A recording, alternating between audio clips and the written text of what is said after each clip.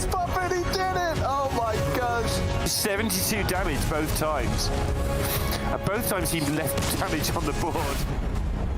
Oh no! Where is cards green? Right, but where is cards green? He got there! Oh. Sick!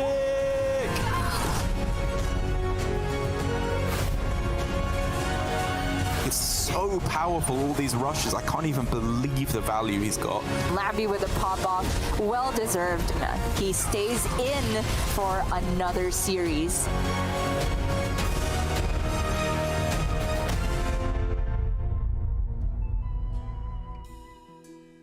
Hello everyone and welcome to another week of the Hearthstone Grandmasters. We're kicking off the European region set of games today, and it is actually going to be the last week of play, so it's going to be a big one for all of the players involved. I'm Raven, of course. Joining me to take you through this final week is going to be Sottle, and we're ready to bring you some last hero standing action, right?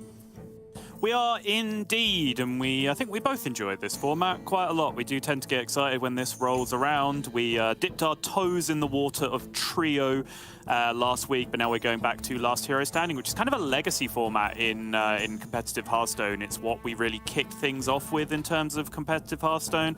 For the boomers like me amongst us that remember that very, very well, Conquest then sort of took over in the later years, and we've flirted with some new formats since then with mixed levels of success, let's say.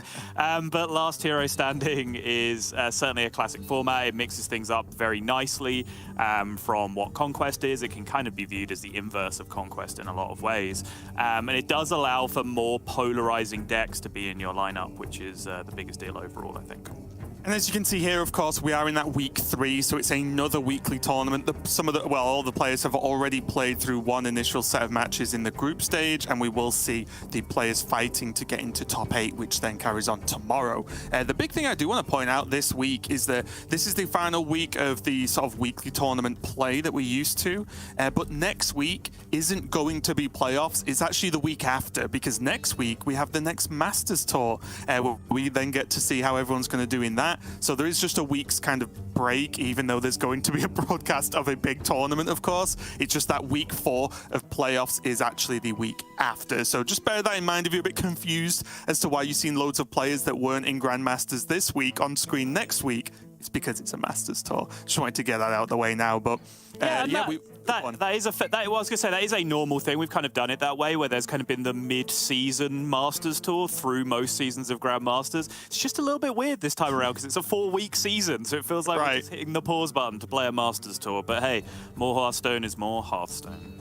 Yeah, and as we look at this, as me and Sol have already started talking about, of course, Last Hero Standing is going to be the format for this week. A format a lot of these players will be fairly comfortable with and have a much more sort of in-depth understanding, especially when you compare it to last week, which was Trio, which was a brand new format. But what are the key things you're really looking for and the key differences in Last Hero Standing, other than the obvious of the winning deck stays on? Essentially, the fact that players are far more in control of the queue order is what is really the crux of this format, and it really boils down the way you build your lineup as well. Also, the fact that not every deck has to get a win. You can possibly sweep with a certain deck. Like Last Hero Standing series tend to go back and forth a lot more with counter queues, so that creates two different things. Firstly, you can take bigger risks with more polarizing decks. You can say, okay, my opponent's going to queue Druid at some point. This deck in my lineup's purpose is just to kill that Druid. Once they play Druid, I'm queuing that next. The Druid's getting out the series, and if I then lose the next game after that, no big deal. It's done its job at that point. Ideally, you want your decks to be winning 1.5-ish games on average and not just, going 1-for-1 back and forwards. Whereas in Conquest, the fear of taking a big risk is that that deck then can't get a win in the whole series. Your risk whiffs enormously, and then you're not going to get over the line. So the idea of queuing back and forth and queue sniping and polarizing matchups just tends to come into play a lot more in Last Hero Standing. Yeah, as we take a look at the prize pool, of course, I have found that Last Hero Standing is either very fast or very slow in terms of game score, because either an unfavored matchup happens and then the unfavored deck wins, and then that creates a snowball effect and the potential of sweeping matchups. And then on the other hand, as you quite rightly mentioned, if the favored deck wins, then the opponent generally queues their favored deck against that one, and then it does go back and forth until there is an end winner, of course. But we look at the prize money, but let's all be honest, honest, it's all about those points, especially this week, Sol, because we all know these points are factually worth more than the other 2 weeks. It's a joke, by the way.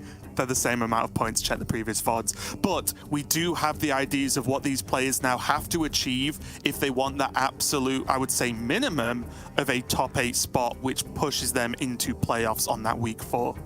Yeah, I mean, we do tend to do this throughout the season just for simplicity's sake. We talk about just making playoffs, being top 8, that's the finish line, right? That's not really the finish line because there are different tiers within that top 8 finish of where you can go. For example, the next step after you've secured playoffs is that you want to finish in the top 4, because if you finish in the top 4, you then move on to Grandmasters Last Call later in the year, our real finale to Grandmasters, the Grandmasters system, which then has another spot at the World Championship to compete for, and also then throws you into the melting pot with all the other regions for the first time, which I think will just be a generally very exciting prospect for people to be looking at. After that top 4, if you finish in top 2, you get that customary bye going into the playoffs, so you put yourself into a much, much better position.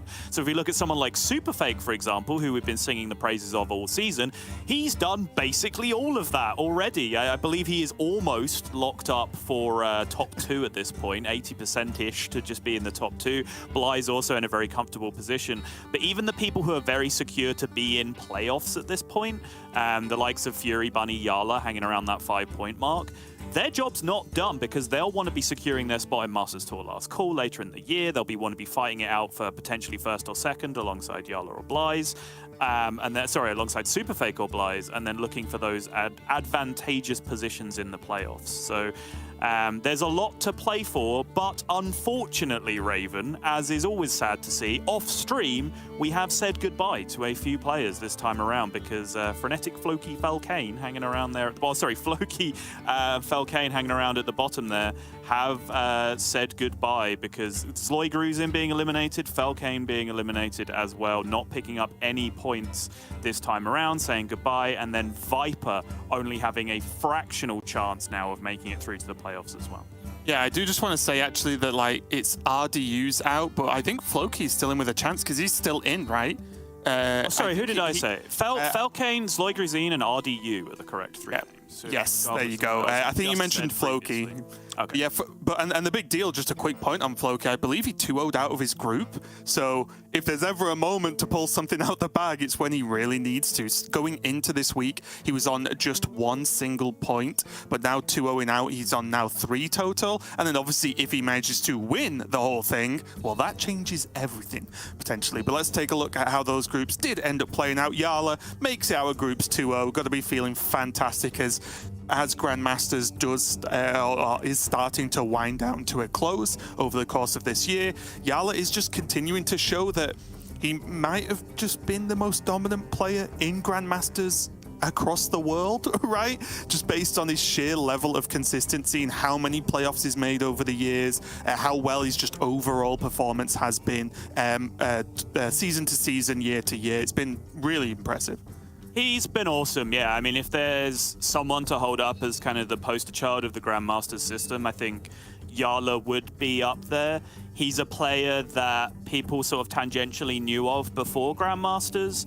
If you were very involved in the system, you knew Yala was a fantastic player. If you watched Hearthstone Global Games, you might have had a chance to view him as part of the winning Czech Republic team, but even then I think he got massively overshadowed by Stan Sivka, whereas Hearthstone Grandmasters took a player like Yala, and Yala is now a superstar in terms of competitive Hearthstone. He is almost universally regarded as one of the best players in the world. He's kind of been given the platform to make that happen, and he sees that opportunity with both hands, and I would absolutely concur with everything that you said. I think he's been probably the best player in the world through the Hearthstone Grandmasters era, start to finish, pretty much. And then, of course, we do have our first match of the day, which is going to be that Furyhunter, versus J4 coming up for you guys. And Furyhunter, again, we're talking of good Grandmaster season. This is his first. I kind of now wish Fury had just got in a year or so ago so we could see more. But he got 3 points, 2 points, and now he's still in to potentially gain more points this week. So a very good season so far for him. And then we have J4, who, you know, similar, he ended up going 2-1, and now he's still in to gain more points this week. So both players are looking good, but that was only one group. We've got plenty more we can dive into, of course. But yeah, looking forward to kicking that first match off with Fury versus J4, just to see, honestly, how well Fury can do, because there is just a short amount of time for him to really make it count. Because I know, well, we know for a fact that Furyhunter will definitely be wanting to dive into that last call, right? He wants to finish top 4 if he can, to just get as much time as possible playing in this. And if anything, Fury is probably one of the most vocal people outside of me in terms of the, like, Europe is the best region kind of people. So I think Fury would love the opportunity to just be thrown into a league system with a bunch of other players from a bunch of other regions and show them what Europe is made of. But Psycho here picking up the victory, this time keeping himself well and truly in the hunt, not only for playoffs, but for top 4 and top 2 positions as well. But the match that we will be dealing with, SuperFake back once again. Absolutely unbelievable performance from him. He is back in the decider match again. More points available on the line for him, but Bunnyhoppor on the other side is right in there with the melting pot. And these first 2 matchups that we're going to see between Fury and J4 and between Bunny and SuperFake, these are 4 players that are right in the mix for those top 4, top 2 kind of positions. So these opening 2 will go a long way to decide what the very top of our league table is going to look like at the end of these 3 weeks.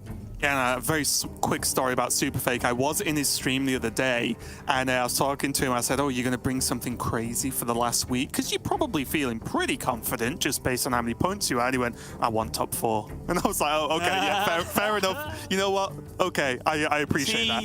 Does he stream in English or does he stream? Yeah, or, well, I think he's both, but he, you know, right. There was a lot of English-speaking people in his stream, and he was replying. So, yeah, make sure to check his stream out when you can.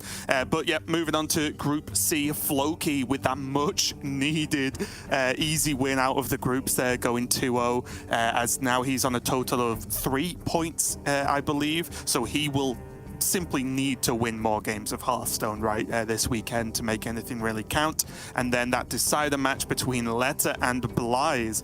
xBlyzes bringing Demon Hunter, but not of the brute variety, Subtle. I'm slightly disappointed. I know. What's he doing with his life? Like, what is the point in xBlyzes if he's not even going to brute people? Like, honestly, no, obviously I'm joking. xBlyzes, fantastic player. He's the other name in that mix. When I was talking about the 4, you know, so we've seen them all so far. SuperFake, Yala, who won the group, and then the decider matchups that we were talking about in the first 2.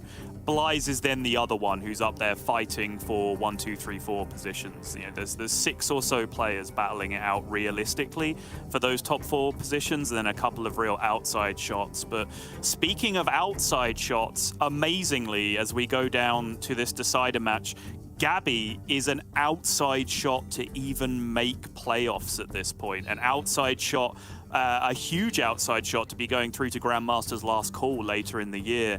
After the fanfare and everything that all the praise he received, and rightly so, in the previous year, he's just not got off to the flying start that he needed in this very, very short format in Grandmasters. So he is going to start having to make an enormous statement against Casie, who is in an almost identical position. Everything that I just said about Gaby can be applied to Casie as well.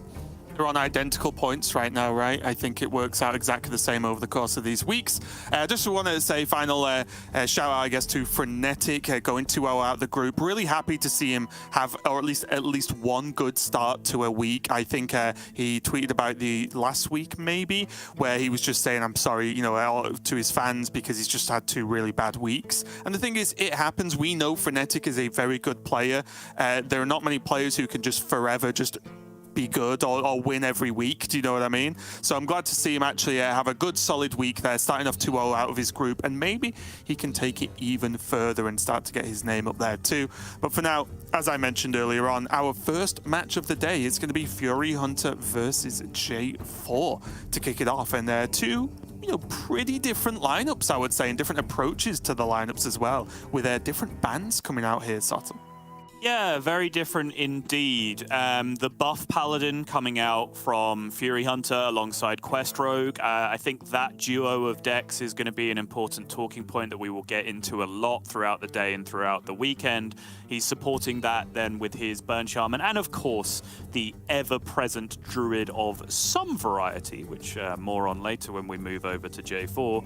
But there you see a little bit of a fact sheet on Furyhunter, that monstrous Masters Tour record, 65.2% Masters Tour record at the start of the day. Wait, hang on, what's going on? At the start of the day, I think it's going to be that at the end of the day as well, honestly. I think that's fairly unnecessary.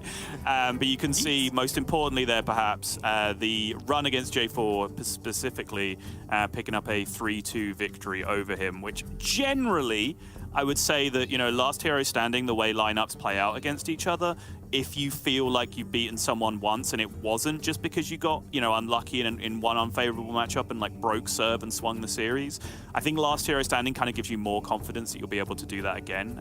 It also introduces a level of mind games in terms of like whether the first deck is going to change, whether the queue order is going to change, is the losing player going to do anything different to try and change things around?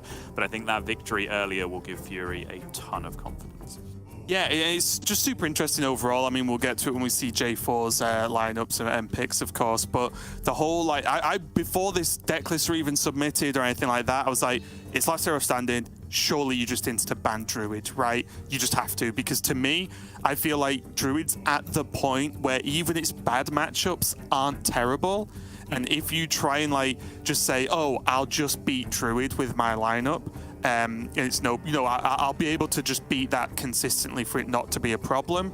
Yeah. If the Druid's queued first and you lose what you think is a good matchup, then there's a very real chance that Druid might be the best sweep class in the game right now, and that would terrify me personally. But as we check out J4 now, we see he has the Celestial Druid, and honestly, I wasn't sure if people were going to submit this, so I didn't dive like too deeply into whether I think I would still ban Druid anyway. But it does feel to me the only maybe version of Druid that you would want to maybe leave up if you're confident, but it still feels like a stretch. Yeah, no, I think this makes sense because, honestly, I wouldn't be at all surprised if Fury's coming into this tournament as a whole, this week as a whole, with the plan of banning Burn Shaman, because his lineup has a mirror and 3 unfavorables against Burn Shaman, in my opinion, so that makes sense. Druid would be in there, but when you look at, like, Celestial Druid, honestly, I think Fury's lineup has like 3 60% matchups against Celestial Druid. So I think he should be fine against this deck, so leaving it up does make a lot of sense. Bans in Last Hero Standing sometimes are a little bit more complicated than just like which is the highest win rate deck for my opponent on average in their lineup, right? Like sometimes if you can just ban the one counter queue that they have for a particular deck that you have, even if it's like a weaker deck overall, you can just set up really high sweep potential. But I think in this case, this is just a highest average win rate ban for Furyhunter. Like if he bans Shaman, which has good matchups across the board, leaves up Druid, which has bad matchups across the board, I think he should be in pretty good shape. However, the way this queue has panned out is the one matchup which I do not believe to be a massively favored matchup for Furyhunter in the series, with the Burn Shaman going up against the Celestial Druid. Yeah, and it's where the mind games come up with LHS, right? And where although you've got more pick over queue order, the initial queue match game, is super important, can have huge effects onto how the rest of the series plays out. So we'll see how it goes, Fury. I believe then that was a double Bloom start, so he's one Wild Paw Cavern away from a good time right now. Yeah, he kept one Bloom and full mold for the Wild Paw Cavern, which I think is absolutely spot on in this scenario. That's going to be one of his biggest win conditions in what is, an even-ish, but I would argue slightly unfavored matchup for the Shaman. So going for that kind of scam potential of the Bloom Caverns does make sense, but Bloom, nothing, not quite as exciting right now. And how many turns would you say that would you say it would be like this turn and next turn a maximum where the Bloom Caverns would be like a big problem for J4? Because I do think if you play Caverns on 4, or maybe even with 3 on coin, it is so much more manageable for the Druid than it is if you obviously pushed it out early. Hey, listen, like, if you're going to give me Caverns on 4 against Druid and I have to play it naturally, I will still take that for sure. But in terms of, like, scamming the game, yeah, if you're just coining it on 3 or playing it naturally on 4, yes, by that point, Druid might have 6 mana already. They might just be a couple of turns away from a big Anaconda pop-off in this case. Like, they might just be about to align you, all that kind of good stuff. So certainly there is a big, big difference just in terms of how quickly those 3 damage sources add up over time, because the ability for Druid to remove them never really changes. They just kind of can't because they have 4 health, right? Pesky 4 health, yeah. Yeah, so they don't get lunared. So it's really just how many times do you get to attack for 3 damage by the time that Druid does something so disgusting that it just blows straight past what you're doing. Nice little pickup here, just J4 challenging the Zapper really well. But again, I'm just sat here thinking, is ever an overdraft or even a frostbite just to leave the Zapper on? Because to me, if my opponents made this play, it makes me feel like they don't have a Luna. We can see that J4 obviously does, but just wondering, yeah, if Fury's going to respect this, kill the 2-1 and say, nope, I'm going to threaten to hit for F3 again next turn. Looks like massive overkill, of course, but it's saving him so much damage, and he's just going to play his whole hand. Brilliant. Yeah, I think with double bloom, that's what makes this play so attractive, right? Is that he then just gets to refill immediately with the multicaster, and yeah, he's not played Caverns, but he's got a 3-4 in play that's now going to start attacking every single turn. Just as good. Yeah.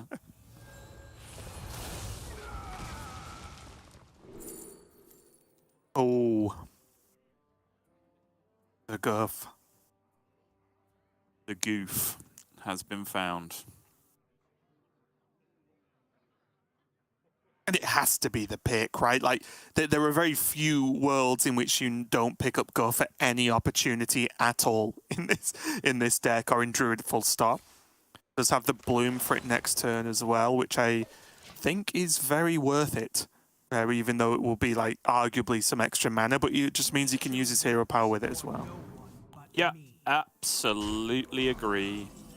Owl would have been vaguely tempting just because of how aggro this opening is from Fury, and obviously Owl would give you the opportunity to take some nice value trades, but Guff equals Guff. It's a very simple equation. Other cards do not equal Guff, so therefore, give yourself the business. Do you think it's fair to say that Guff in Standard is the single best card in the game right now? I think it's fair to say yes. I'm not sure if I agree with it, but you could certainly stand up on a podium and debate that point and hold your head. Wouldn't throw, like, tomatoes at me or anything, right? No. If I said that, okay. Well, I would, but that's just my natural It's got nothing to do with it. Yeah. I think I could probably stand up and be like, oh, Sol's a really great caster, and I'd still get a tomato to the face if there was an option. Yeah. Okay, so that's the card that makes this matchup much stronger, right? For the Druid, or at least a good chunk of it anyway, with the Celestial alignment. Obviously, J4 can't go for it quite yet, but the chance of Fury being overloaded, having to skip turns, and then J4 just doing the broken things after Celestial is absolutely huge. But right now, he does just need to get there, and his hand isn't looking good. Hero power to draw a card might look okay. He has Bloom to back something up with, but if he blooms then the Celestial is just getting further and further delayed. That's right, yeah.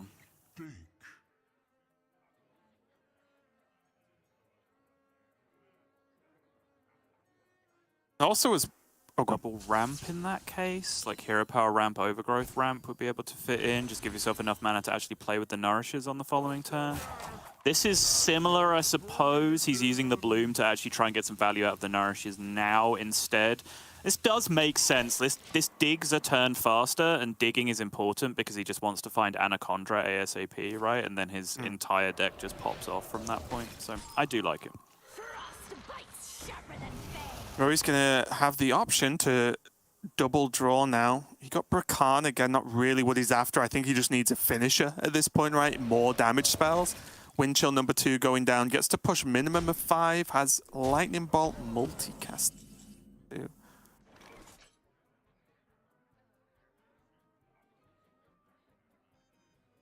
Can't even, like, weirdly enough, play Guff and Jerry Rig, right? To just do some trades.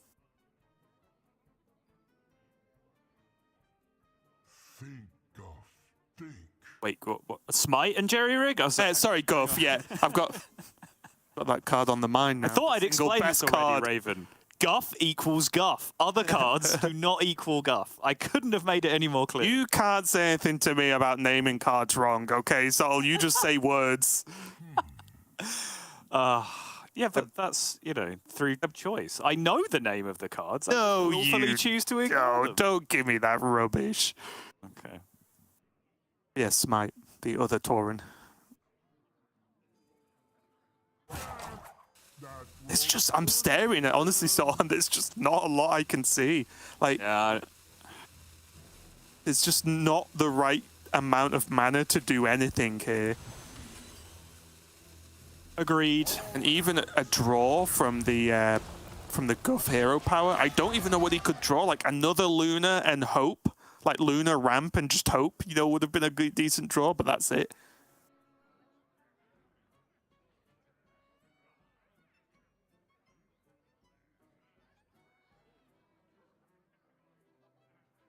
Double Bolt is adding 6 damage here, which is giving Fury 11.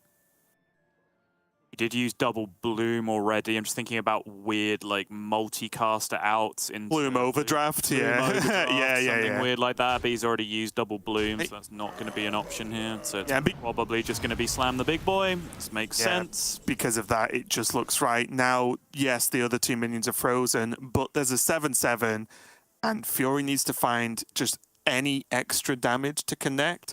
And one of the big problems as well with this deck, based on or versus a lot of the other druids we're very used to seeing now of different Cas versions, is that other than Cenarion Ward, it just doesn't run any natural armor gain cards, right? So there's just nothing there. It also does not run Pouch, so there's less chance of actually fishing for an armor gain card either. It's literally Guff, double Cenarion Ward, and then Studies if you're lucky, and that's it. So even the fact that those minions got tip face and this 8 health from J4 right now, outside of exactly Cenarion, but does that mean he has to just draw for it with the hero power? But even then, like, he would draw it and have 9. He still couldn't solo Cenarion at that point. He'd just be playing 1 Cenarion Ward, gaining 8 once. It's better than nothing, though, right? If you take the approach where Fury didn't have 8 damage last turn, well, if you gain 8 armor, you negate the Snowfall. So then, and you might get a taunt or something, right? And then that would be enough. But with that hit, with double Lightning Bolt, that will simply do. Fury gets off to a good and quick start with this Shaman. 1-0 Subtle. Yeah, and that's a big deal because, as I said, I feel like the other 3 decks that he had to potentially now counter-queue into the Druid here in Last Hero Standing were all significantly better matchups. So he's just kind of picked up a free win there with the Burn Shaman, which is a much more 50-50-ish matchup against that version of Druid. As you said, that ability, they can get on board early, they can bloom caverns, but then importantly, when it comes to ending the game, they're not getting Feral Raged and Moon Touch amuleted out of existence, right? Which is a big, big deal with that version of the deck. So you saw Fury just able to scrap himself over the line. Really, Solo Cenarion was the one thing he was going to fear in that late game position. J4 had drawn a good half of his deck at that point, so maybe was entitled to have seen Solo Cenarion at that point, but without it, Fury's just picking up a very, very clutch game 1, and that means Fury is going to remain on that Burn Shaman, and J4 is going to have to go over to the Quest Hunter instead. Yeah, and just to reiterate for anyone who's newer, that means J4 cannot play his Druid anymore. It's gone. It's out of the series. He lost with it, so it is removed. But yeah, this is going to be the Quest Hunter, and not running the Tavish hero. So that's really, the first thing you really look for is whether there's Tavish in the deck or not. And then looking at the package for Drekthar, fairly straightforward, the 2 Rustrots and Slate. And there is that Rinlin's Rifle as well. But this is a bit of a weird matchup, honestly, because the Quest Hunter obviously doesn't really play a lot of minions, but also you can heavily expect Tavish as a 7/7 to never hit face, ever, because of the multiple freeze effects. But also, Hunter doesn't have a great way to actually push the quest that quickly, I don't think. Because I think Fury won't just throw minions out every single turn of the game like he did in the previous matchup, right? He'd probably play a little bit slower, try and maybe focus on a bit more card draw, and maybe only have one minion on the board at a time. Yeah, I do like the Hunter a good amount in this matchup, though, because you can kind of almost ignore the quest part of the deck and just play it as Face Hunter most of the time, right? And it does just kind of get there. You don't have the awesome starts that you'd have with Face Hunter, where you can push a bunch of damage with minions early, but honestly, in a weird way, that's kind of just better against Burn Shaman, right? Because yeah. You don't get Landslide, you don't get Snowfall Guardian or anything like that. You don't create these big swing turns for the opponent. It's just little bits of chip damage, throw your spells at face, get those hero powers going, and I think over time, you just generally race the Shaman very effectively in this matchup. This is the only tricky bit, though, and we do see Fury obviously is going to play a minion because he wants the wind chill. 100% fine.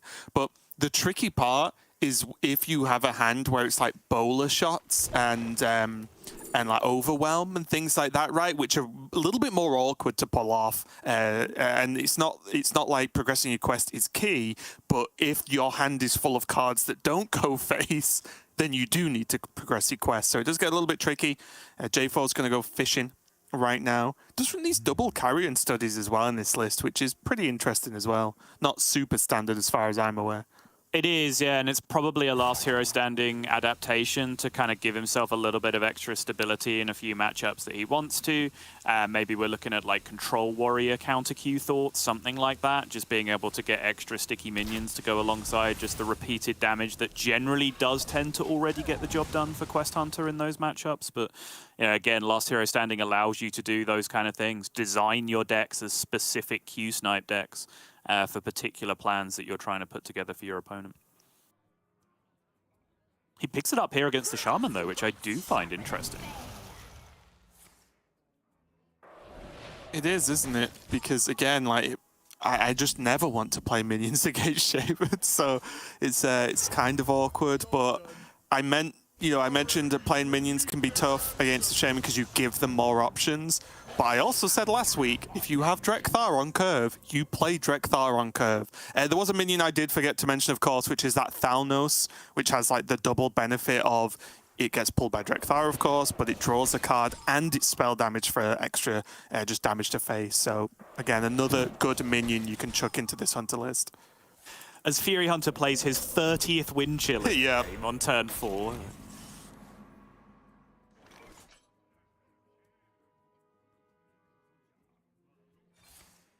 We're starting with tracking again here for J4. Better options than previously, I would say. Ringling's Rifle is always attractive, but in terms of the way this hand is panning out right now, he might just consider that more direct damage is the way to go. But I'm even wondering at this point whether it's like a quick shot on the minion and then an arcane shot on his Thalnos. Not necessarily in that order, by the way. Because he doesn't want this board to stay wide forever because he could struggle versus a Snowfall. He does have the Slate, which is good. You can answer pretty much any minion in the game with that. But what if there's a Parrot afterwards, right? And then you can't answer that without dunking a ton of damage in. So it's just something that J4 has to at least be aware of, and I'm sure he is. It's like one of the biggest hurdles against Shaman with a lot of minion classes. Mm-hmm. But yeah, I think he's fine for now because of that slate, as you mentioned, to just kind of preserve the board presence, leave it as something that Fury has to deal with, because sometimes when you're playing Hearthstone, you can give your opponent too much credit for having the perfect answers all the time, right? When you start learning that playing around things is a thing you should do, you can then tend to do it a little bit too much. Sometimes you just have a 3-4, a 4-4, and a 1-1 that your opponent can't deal with and get to attack with them, and that's... Oh, yeah. So I think, J4 just preserving the status quo for now, since he can deal with the worst case scenario of the Snowfall Guardian coming down anyway, I think makes a lot of sense there. The dream combo, the best two-card combination in the game of Hearthstone as we know it. Slate Bowler Shot. Oh. Talented Arcanist Fell Barrage, Raven. I used to agree with you, Saul, until this became cool. And now I'm with this, and it's Hunter. I could talented Arcanist Spell Barrage in Hunter, and I would agree. I mean, a Demon Hunter is a hunter. Not the Hunter, though. Some copycat that showed up late to the party. Okay.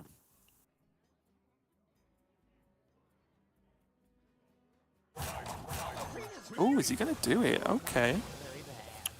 Plays the minions, but he could have just as easily just bowler shotted like the taunt totem or something, right? And just left the totems on board so he can aim other spells at them if he does draw these overwhelms or further bowler shots, or even Dragonbane shot, right? Like if there's totems on board and you just chain 3 Dragonbanes, that's just easy quest progression. It's not really costing you much, apart from a little bit of time. I think part of the motivation here is that he is reading no Snowfall Guardian, right? Because he saw the clear instead of Snowfall Guardian, where it could have been potentially available on the previous turn if it was bloomed out, for example. Thought that Fury would not be so rapid to clear the board if he had Snowfall Guardian for the following turn, or if he had Bloom Snowfall Guardian in hand already, probably would have played it, so it doesn't feel like he needs the slate immediately. But I do agree with your point that just those are some innocuous minions hanging around on board that he could have just left there to juice some spells for a couple more turns over time. So, interesting decision for sure. Tonk, tonk, tonk. So good. Because if it gets frozen, he can just happily kill it himself if he really wants. It's true. A lot of damage. And it's got to be better than a sheep, and the initiate's fine. Yeah. But it's... go with a sensible play. Difficult.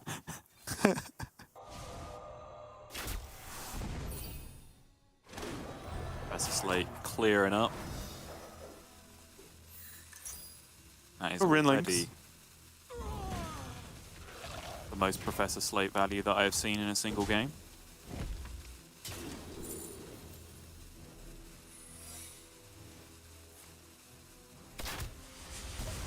I do like the freezing trap. It's not like you're expecting, loads of minions to come flooding out from Furyhunter, but if a snowfall is stuck, then the freezing trap's just sat there laughing at it, right? Which is normally pretty good for the Hunter here. Fury looks like he's going to go for Burkhan, and this is one of the chances Fury has at just coming back in this game, I think, because Burkhan does very anti-Quest Hunter things every turn, which it get very annoying. So he gets to clear this slate without having to try and attack it, which is nice. Pushes 6, then he'll start healing. He'll start doing another 6, and then suddenly you're just dead. So it's a little bit troublesome. I think J4 would have probably rather had seen Snowfall Guardians this game instead of that single Burkhan. Agreed, yeah. This Q has the opportunity to honorable kill if he really wants to.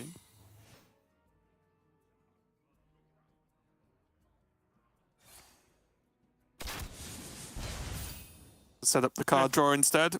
Gonna dump and take the card draw instead. Sure, this is also valid.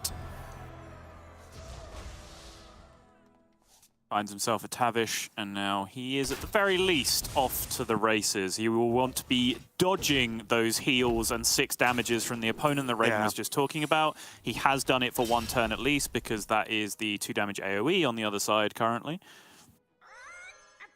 All right, Parrot. I hate that and the heal look identical to my eyes. Oh no, it's the heal. No, this is the Parrot. Oh no, that's the Parrot. He got heal 6, deal 6 with a Parrot. What do you mean? What's happening? The first thing was a heal. It was fine. That was insane! That was pretty busted. He got heal 6, deal 12 with 2 Parrots. Hello? And now just doing okay on board. Like, yes, the explosive's there. Yes, there's a freezing trap, but those don't add up to enough damage to really deal with the board. And any extra damage now, Fury's got 2 lightning bolts in hand with a zapper. And yes, there's an ice trap, but that often doesn't matter at this point in the game with a class that runs so many low-cost spells. You just go, okay, I'll spend, 3 mana on a lightning bolt. I've won the game, thanks, you know. I wonder. Oof. Yeah. I think he has to play Tavish, but it is one of those situations where you feel bad about it. But if you don't play it, I don't think J4 ever wins this game. Yeah, I think, so you hero power a minion, you play Tavish, you arcane shot the other 3/3, and then you hero power the other 2/3, right? And then you guarantee that nothing's attacking you from this point. Wait, really? Yeah, I think he did.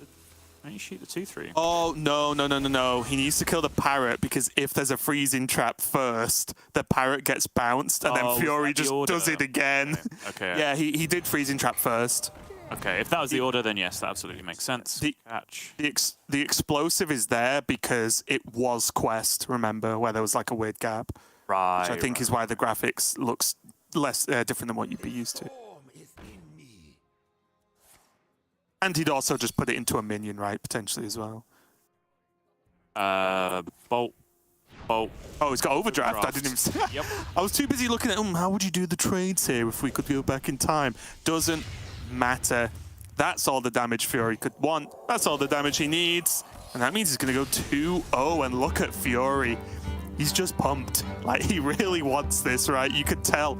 Obviously, it helps when he's winning, but every time you see Fury compete, you know, you can easily tell on camera how important these matches are to him. And now he's put himself in a great spot. He's got so many opportunities to win, and he's still got arguably one of the strongest just overall decks in the game to do it with to start off. He's in amazing shape now. You know, we generally refer to this as breaking serve in Last Hero Standing. His opponents had the opportunity to counter queue against him. He was in control of the matchup with J4. J4 chose to queue a favorable matchup, as of course he generally would do, by picking the Quest Hunter into the Shaman, and then Furyhunter went, nope, I win anyway. And that is devastating to J4's chances of winning a Last Hero Standing series when that happens, because it now means that all he has left is this Demon Hunter. And I believe, personally, Fury's lineup has kind of a double counter queue potential into Demon Hunter. Even if the Demon Hunter gets past the Shaman, both the Quest Rogue and the Buff Paladin that Fury has available are kind of built to deal with this matchup very nicely, in my opinion. Yeah, we were playing a lot of this in testing yesterday, right? And the Demon Hunter did get beaten up pretty often. There was only like the really good draws that felt good against Rogue and Paladin. Yeah. So yeah, again, and that's if Shaman fails, which again, yeah, it might not be the best matchup for Shaman overall, but it's by no means the worst, and it's still very, very doable. So J4's got his work cut out for him. This deck has to sweep by itself now to give him any chance of winning this series. And just talk about the deck list, I think this is just you staring at the exact like go-to standard list, right? That pretty much everyone would play. No real text that I can see in there. So J4 just gonna have to make the best with what he's got right now. But there's a Wild Pool Cavern Soul. Oh, it's so dangerous. Prayer hands from Fury. He's done it the other way round. Kept Bloom looking for the Cavern and missed. This time he keeps Cavern looking for the Bloom. And wait for it. Nope. Nope. Wait for it.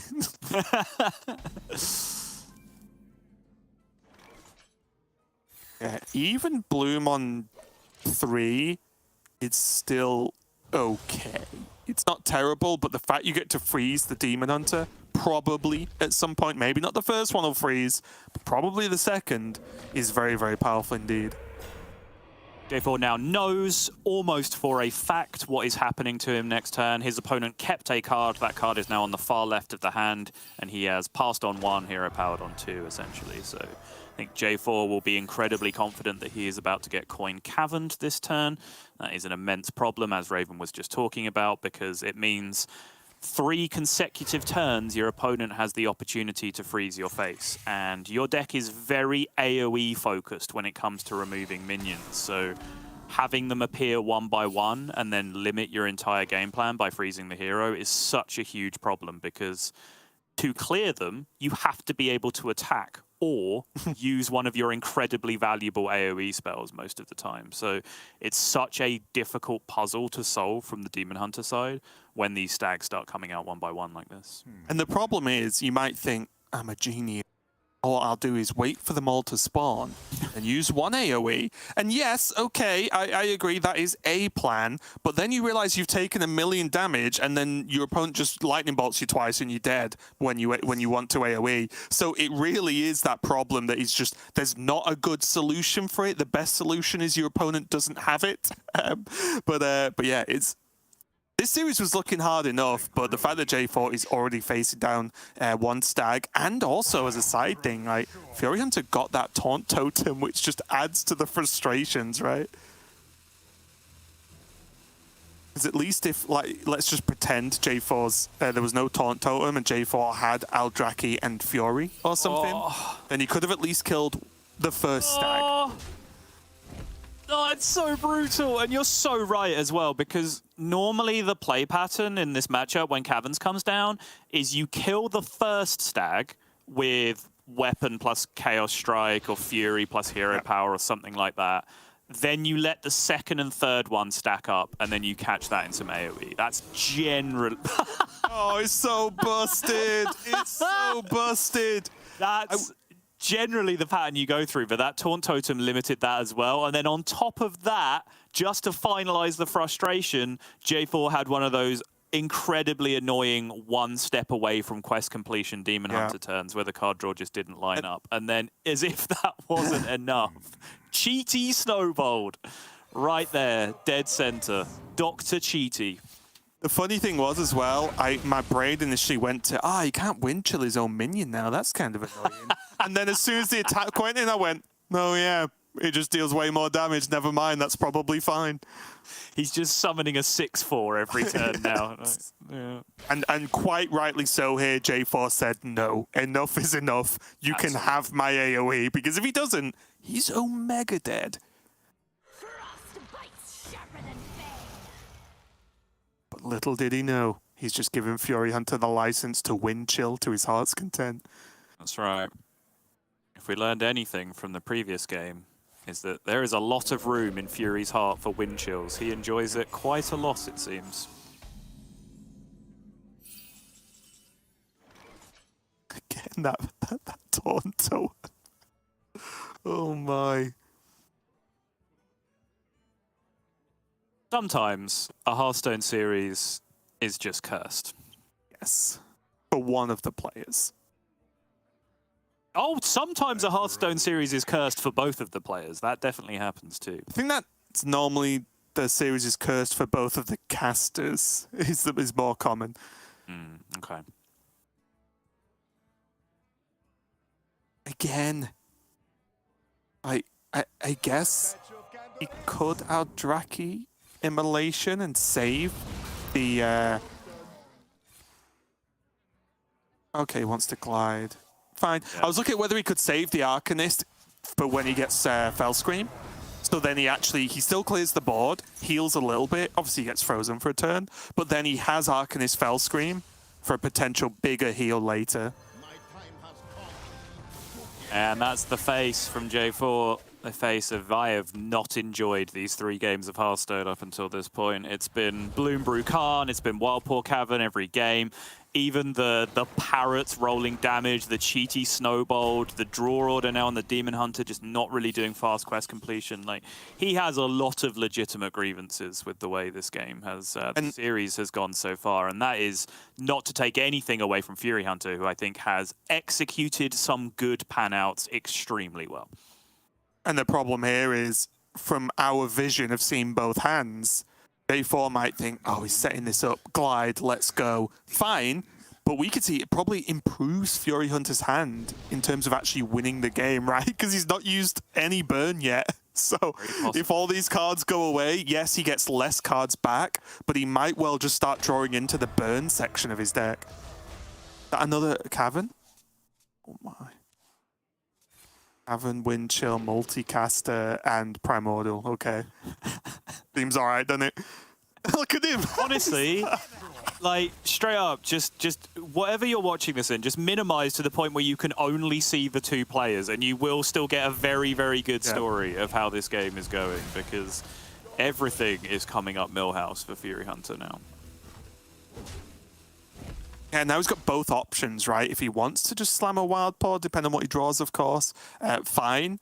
If he wants to try and draw for burn a bit quicker, then he can. But I actually think, based on this draw now with double multicaster, that the wild paw, and maybe even start with wind chill, but the wild paw might just be a better investment, because J4 is at 17. He still has access to some level of heal in the deck. It's true. It does depend on whether you feel like you're just going to burn your opponent straight out of the game from this point, in which case the multicaster line probably makes more sense, just to cycle, try and find some of that burn. Because you know what the game plan is now from J4, right? You're going to have a fairly low pressure turn here as Furyhunter, and then J4 is going to go, sweet, slam Kurtrus, because that was a very low pressure turn on the other side. So from that position, your opponent still has a lot to do in terms of finding hero Kurtrus, expendable performers, find Jace plus Warblades, heal up, all that kind of stuff. That is a lot to do for sure. But the idea of a full health minion appearing on board every turn is a dangerous spot to put yourself in against this deck. So the option to go for outright burn was there, but I do agree with what Furyhunter's doing here, because as I said, J4 is several steps away from completing that expendable performers win condition. From Fury's perspective, from our perspective, we can now see it's a little bit closer than Fury might think it is. Yeah, and it's always spicy when you realize that everything can be played in one turn if it's all been hit by discounts. So yeah, it could be pretty spicy indeed. But that is multicaster. The freeze is going to go into the wind chill, sorry, is going to go into Kurtrus, which Furyhunter was 99% sure was going to come down. But now, the Get damage. That Phoenix down, I order it, then find another one. Okay. Is the Thanos kind of just worth playing for additional draw here? It's a good question. He does have... So the thing is, he's probably aiming to kill 2 turns from now. Let's not 100% commit to that, because We've all been there before. We've had that bridge burned before, yes. But probably the plan is to kill 2 turns from now when the Phoenix awakens. So in the interim turn, he can just jam the multicaster to find any additional burn he might need. He doesn't need any additional burn from what he can see right now. He has things covered, but obviously this is a very healing-heavy deck on the other side! Oh, no! But okay, so Kurtrus comes down now. He makes the trades into the stag. Demons. The problem is, will there actually be enough health on the board? Because Furyhunter is on, what, 32? I mean, there's never enough health on the board for 32, just in terms of like plain damage. Yeah. Like weapon plus the max is a clean 30, and then obviously with discounts you can throw Fell Barrages, Furies, Chaos Strikes, whatever else on top of that. So yeah, 32 is going to be a huge number to do no matter what. Where it could be problematic is in this spot, for example, like say Snowfall Guardian comes down here. You just don't have enough board space on your side of the board to actually do any significant amount of damage at that point. Oh, well, it's kind of nice, though, even if it does come down with the way this has fallen, is he does have Fell Screen Blast, right? He can just kill his 2 bats, which is actually pretty solid. That is true. He may be considering doing it now just to try and dodge the immediate lethal on the other side. He's watched a Furyhunter series before. He knows that when Phoenix comes down, that's just a bait, and all it means is that you're going to die the very next turn. A lot of damage. Gotta go multicaster.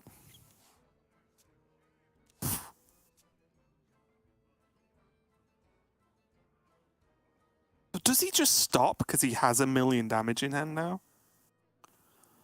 The next turn, he's going to have +2, +3, +4 spell damage. So his spells are going to be doing 7. So he has 7, 14, 21, plus the overload on overdraft. So yeah, he has plenty at this point. He just needs to not die to combo coming back the other way. Yeah, can he actually just kill this Kurtrus with the Frostbite? With the Frostbite? Yeah, I like this.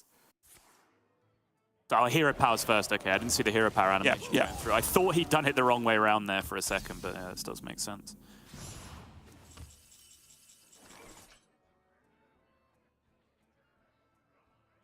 Okay, so although Expendables and Felfire Deadeye are still very playable right now, Yeah. Fury is not. So Right. So it's 9 attacks with into the 9 health. So he's going to be a little bit short. He would need to just dump some extra damage on top of that, which he can't do. he's 5 short, right? 1 at the start plus 9 times 2. Yep. 20 damage. Oh, much. My hunt goes on. Because let's say the spell increase wasn't there, you would have actually had enough mana to start Spectral Sight, right? Yeah. Potentially draw, something else, like another Fury. Has he played a Fury yet? I can't remember. But like, just something else to push damage, which would be 0 like he is now. Well, Barrage is very nice, at least. It clears up the Blood Mage from the board, which is a big deal. He is going to go digging. Finds the Jace now at the end of the turn. Guessing he got it down. Yeah, All right. okay. Okay, good enough. Remember for Felfires, though, if it hits Jace, that's obviously 1, but if it hits Fury stuff, there's less of it around. No Felfire. A good amount of damage now. The 1 heal. So 23. And he is down to 1 less spell damage, but that's still enough, right? Yeah. Oh, with the lightning bolt off top. Yeah. Oh Never mind. God. You never count if you're just going to draw another lightning bolt. Furyhunter absolutely gets there and gets himself over the line. Very, very nicely played. Certainly had the rub of the green during the series, I think. An unfortunate series for J4 overall, but a very, very well played one from Furyhunter. Yeah, I think here on Furyhunter's side, you can just see, one, how much he plays Hearthstone at a good level, because, as you mentioned, execution is just clean every single game, right? It's just good. It's as simple as that. I do feel bad for J4, of course, because I do think J4 has played well many, many, many times on stream, and that series was just one of those where you get in it, and afterwards you sit there and realize that you were never meant to win that series of Hearthstone, because I do think what could go wrong pretty much did go wrong for him, with a lot of things out of his hands, which is unfortunate to see. But again, I do think the plays he made were solid, as we expect from J4, but you just can't win this series, right, if you're not exactly Furyhunter, because it just went so well. It was great for him, and what a win. It did. Yeah, and it's bad news for J4 as well, because he was still one of those players, as I mentioned at the start, outside chance of coming into a top 4 position to book his place in Grandmasters Last Call later in the year. This now makes that incredibly unlikely, and now even puts his playoff chances under the microscope as well. There are still worlds where he could lose this series and still make playoffs, and therefore still make the World Championship, have a route to this World Championship, which is what this year is all about at the end of it, is different routes to the World Championship and how you're going to end up getting there. But from Fury's side, just inverse that, because these two players were in very similar situations going into this series. Furyhunter has now given himself several more routes to finish in that top 4, to book himself a position in Grandmasters Last Call, and gone an awful long way to securing a playoffs position, which may have already been locked up at the start of the day, I believe, but he has marched his way up those standings. Yeah, and we're doing all right for Last Hero Standing bingo right now, because as I mentioned, these series normally either go quite long, like all the way to game 5, very back and forth, or they go very fast, and a deck that maybe has a slightly worse matchup grabs the win, and then that in itself starts to snowball, which is, I think, along with some unlucky things for J4, which is, I think, what happened, right? Because Burnt Shaman, very strong deck indeed. A lot of it's even weaker matchups. It's possible to still they'll grab wins. There's nothing truly terrible matchup-wise, I don't think, in that lineup from J4 for that Burn Shaman. So yeah, solid start to the day. Great job for Furyhunter, of course. But yeah, I feel like this is almost too quick to say, but we're going to have to go to a break while we sell match number 2, guys. It's just the way it is.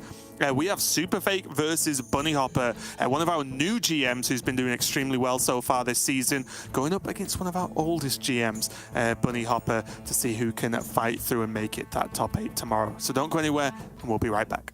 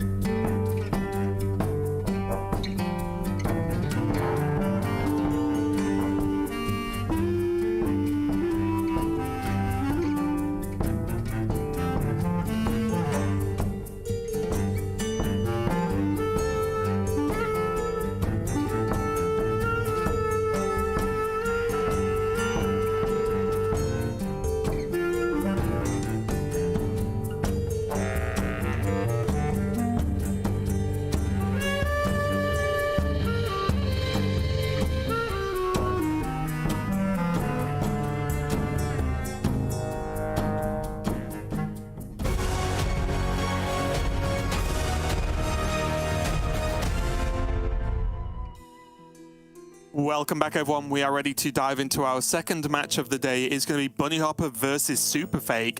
And we've got a pretty interesting lineup, honestly, from both players here, Sottle. Bunnyhoppor bringing a control warrior that doesn't run Casie, and then on the other side, SuperFake bringing like the Bolner OTK Shaman and not the Burn Shaman we've just seen Fury decimate with in the previous series. But what do you think of this warrior overall? Yeah, it's very interesting, right? It's much more refined into straight up anti-aggro. He's just looking to cue this into just outright aggressive count the damage kinds of decks, because he's replaced kind of some of the greedier Kazaka's win condition-y type cards, and he's moved in instead with double armor vendor, double cargo guard, Kresh. Just all of these cards, what do they have in common? They all say armor on them. So he is just a straight outlast deck when it comes down to it, which does make a good deal of sense, right? not just for aggro decks. There's a lot of burn decks, really. Can't really describe them as combo decks, but like Burn Shaman, for example, Fell Demon Hunter even.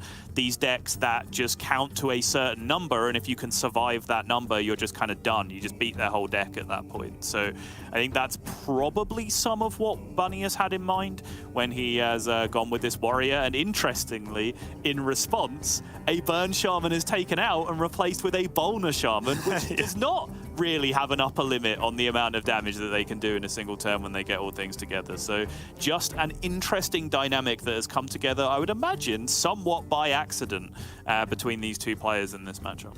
Yeah, and just checking out SuperFake here. Been super impressed with him so far this season. Obviously done well to get to Grandmasters in Europe in general. But he's been putting the work in, and the performance is showing, right? He got second place on week 1, and then also he top 4 week 2. That's right, isn't it? Yeah. Yeah, he got 3 points in week 2 as well. So, you know, I just hope for his sake, because he's a joy to watch, to cast, and you know, plays very well. I hope he can do it again this week. I think it would be such a sort of great outcome for him, because he's joining Grandmasters very late in the game, and you know, the year that Grandmasters is going to end, for him to have such a great season and sort of have the spotlight on him while he can, I think is a really cool thing.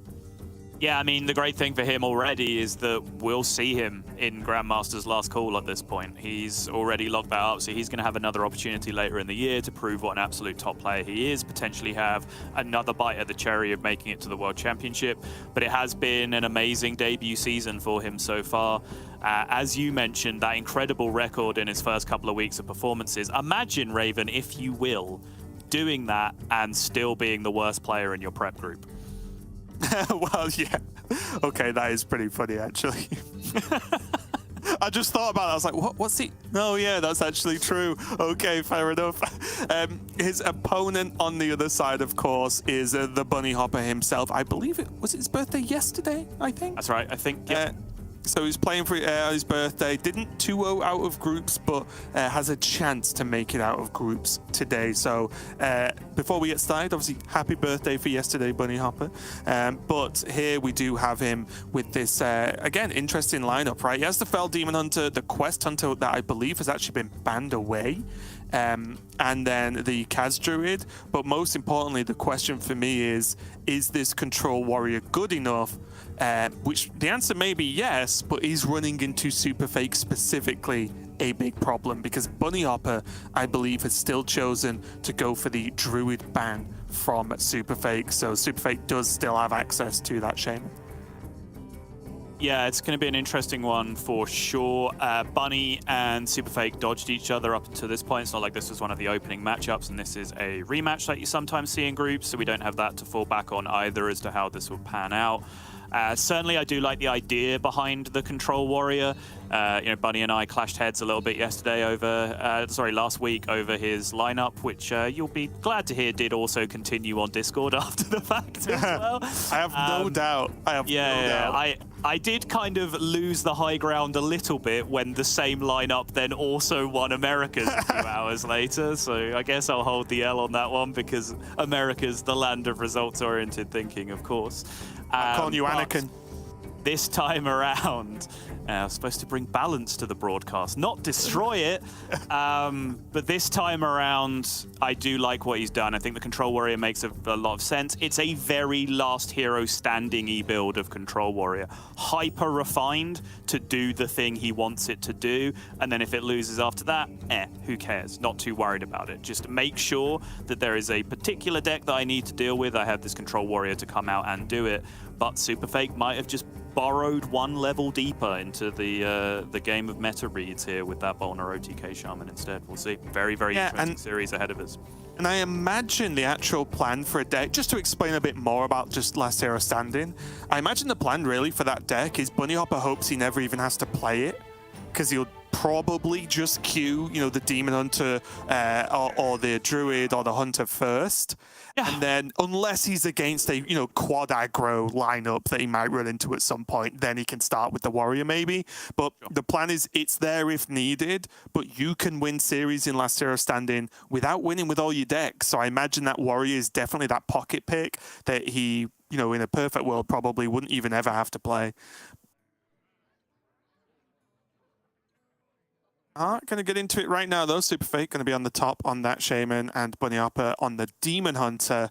And again, not the most common matchup just because of the way this has landed with SuperFake going for the Ballner Shaman. But what does Bunnyhoppor really have to do here? Is quest progression arguably more important in this matchup because Bunnyhopper's kind of against the clock here? I would imagine so, yes. Quest progression, but also just early damage if you can get it through. Like, it's one of the beautiful things about Fell Demon Hunter is it kind of does have this evolving process throughout the course of a game. So he is up against a deck that is just going to try and accrue resources. It has anti-aggro tools to be able to get there, anti-aggro tools which don't really apply to the deck on the other side. So if Bunny can just start stacking up damage and just go, you know, Chaos Strike into Weapon, into Fury, into Arcanist Fel Barrage, blah, blah, blah, and then end the game with Jace, like that might work just as well as anything else. If not, he needs to start doing Turbo Quest, as you describe, in that position to be able to get into a good enough position to win the game that way. Already Bunnyhoppor thinking about the choice between Quest on one or Hero Power on one. Something that is still going back and forth. Obviously, different matchups require different things as well. But, you know, do still hear arguments for one or the other. Yeah, and I think it's... I do think it's one of those things where people will like try and come up with hard rules and there aren't any. We call that Hearthstone. That's what people generally try and do, is come up with hard rules that don't actually apply.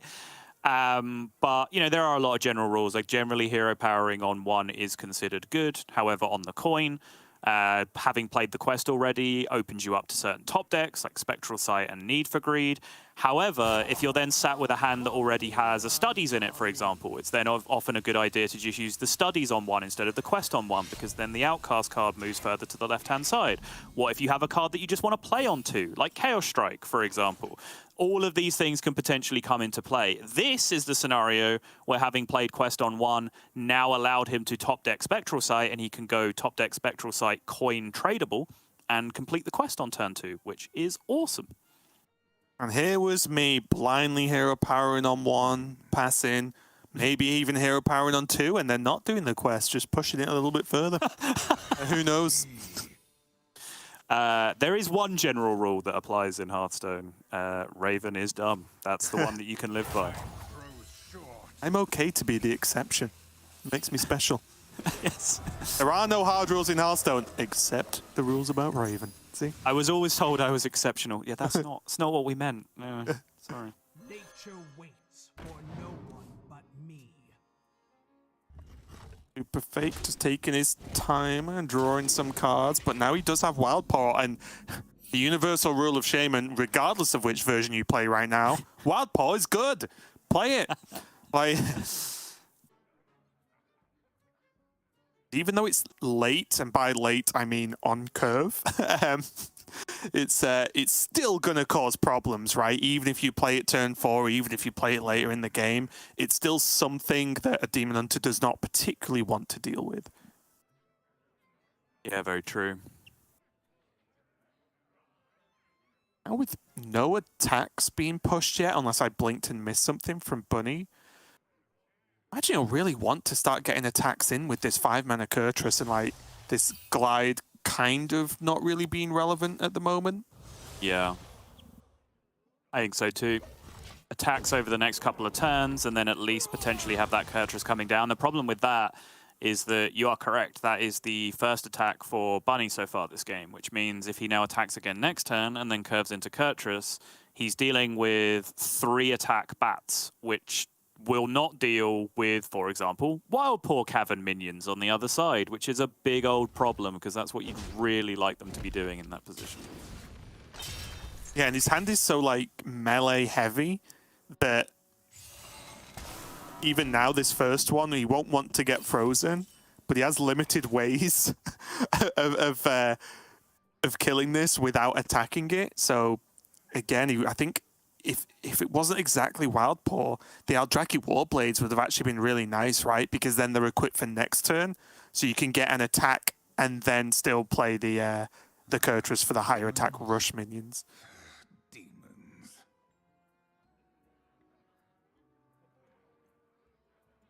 Drawing another Spectral Sight on the far right does introduce some interesting possibilities still, though. But I think I continue to like marching along this plan towards the Kurtrus. The problem is the 2-turn setup to unlock the glide on the far left is so awkward because it's like one whole turn where you play Fell Scream and Immolation Aura, and then you play Kurtrus, and then you have glide. And those just aren't good Hearthstone turns that you'll be playing for basically 3 turns in a row because your Kurtrus is so weak, right? It won't actually interact with the board because of the attacks that you've skipped. So Bunny choosing instead to divert, draw some more cards here instead, I do think makes sense. But as I've been laying out for the last couple of turns, this is mandatory. He has to be attacking every turn because that Kurtrus is just so far behind where it usually is at this point in the matchup. Yeah, nothing's quite lining up, is it? Like, yeah, he had to use that Fury. If he could have just put a normal attack, like a hero power that turn, then the 0-mana Fury plus Kurtrus the turn after would help a lot, but he can't. And now the Kurtrus doesn't pair with the Fury that's now 1 mana in hand. It's just, nothing's quite fitting. Must be frustrating here for Bunnyhoppor, but SuperFake on the top. Working out how he wants to throw this out here, though. I imagine it's just more and more card draw. Thinking about Note Taker with Wind Chills versus Dungeoneer. Or I guess he could go Dungeoneer and then Macaw this turn.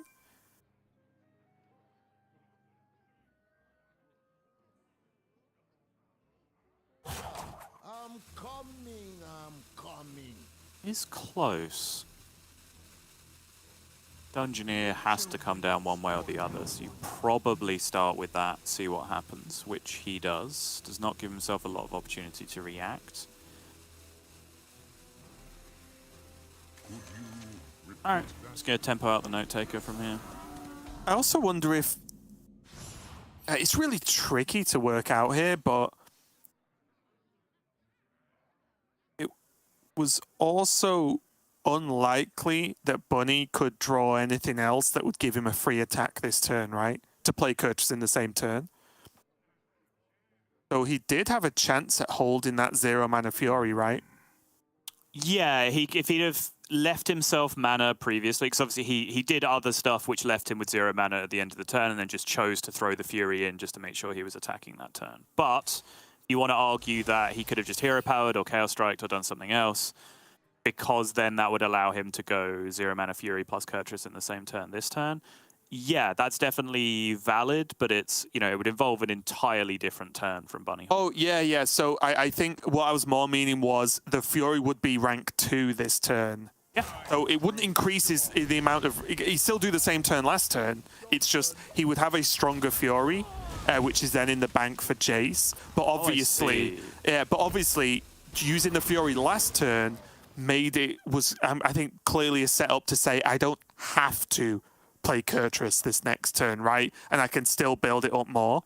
So I think accidentally, even if that's not what you meant, you hit upon a very interesting discussion point, which I didn't really think of, which is what I thought you meant in the first place. By saving that 0-mana Fury, he could have attacked and played Kurtrus in the same turn this turn, right? Theoretically. Yes. I think the problem with that is finding a turn where you're then not also frozen, right? Which becomes a big problem because he ended up I think, finding like a Fell Barrage or something that cleared up. But that was something interesting to think about. That 0-mana Fury gave him some extra possibilities, but still. It's just tricky, and I think that's my point, right? Like, managing this is very tricky, even though it looks like Fury's just doing... Bunnyhoppor's just doing stuff. It's pretty in-depth, actually, trying to just work out how to approach it, especially when he knows this hasn't really been the most explosive game in the world for him right now. And the longer it takes, and the more SuperFake seems to just be jamming card draw constantly. Like, SuperFake's only 2 cards difference than Bunny, and Bunny's playing the quest Demon Hunter, right? Like, that does not happen often. I have given up everything. What have you sacrificed? Finally, the 4/4s have been freed. It's taken him a lot of time to get here, but he can now solve the problem of the caverns on the other side, clear up, take control of the board for the first time, get things nice and clear. You keep on freeze as well. Also, slightly weird ordering. They could have had 5 attack, right? Oh, no, they couldn't. No, they couldn't. I'm being silly. I'm over. You literally said the reason that isn't Yep, true I know. immediately before you said it. I know. I'm overthinking the attacks now. I'm going too deep down the attack order rabbit hole. It's like the getting the hero powers in between the minion Kurtrus. Yeah. It's like that. Press it quick enough, it'll be fine. Yeah. I like this. That was amazing. Brain just immediately failed to connect two directly adjacent sentences. Here all weekend. Yep. Now this is more of an interesting glide now, right? Is here. I think reducing down the hand size. Now that you've seen so many card draw cards as well from SuperFake, you've seen like multiple wind chills, you've seen the primordials, you've seen like a good amount. Maybe the glide makes it this turn. The answer is Yeah, you've seen a couple of hammer swings as well, right? So Yeah. you know there's a couple of discounted minions in the hand, which is a big deal. If those actually hit combo pieces, Bolna, Yashiraj, that kind of thing, then you can die sooner than you think you will in that scenario. So it's attractive for sure, but at the same time, what is also potentially attractive is just the amount of straight-up damage you have in your hand, because I was also eyeing, well, there's a Fury, there's a Warblades, there's a Fell Barrage, and there's a Jace in my current hand, which is a lot of damage adding up over time, but not 30, which is still the amount that he has to deal with on the other side, so I do think this glide makes a lot of sense.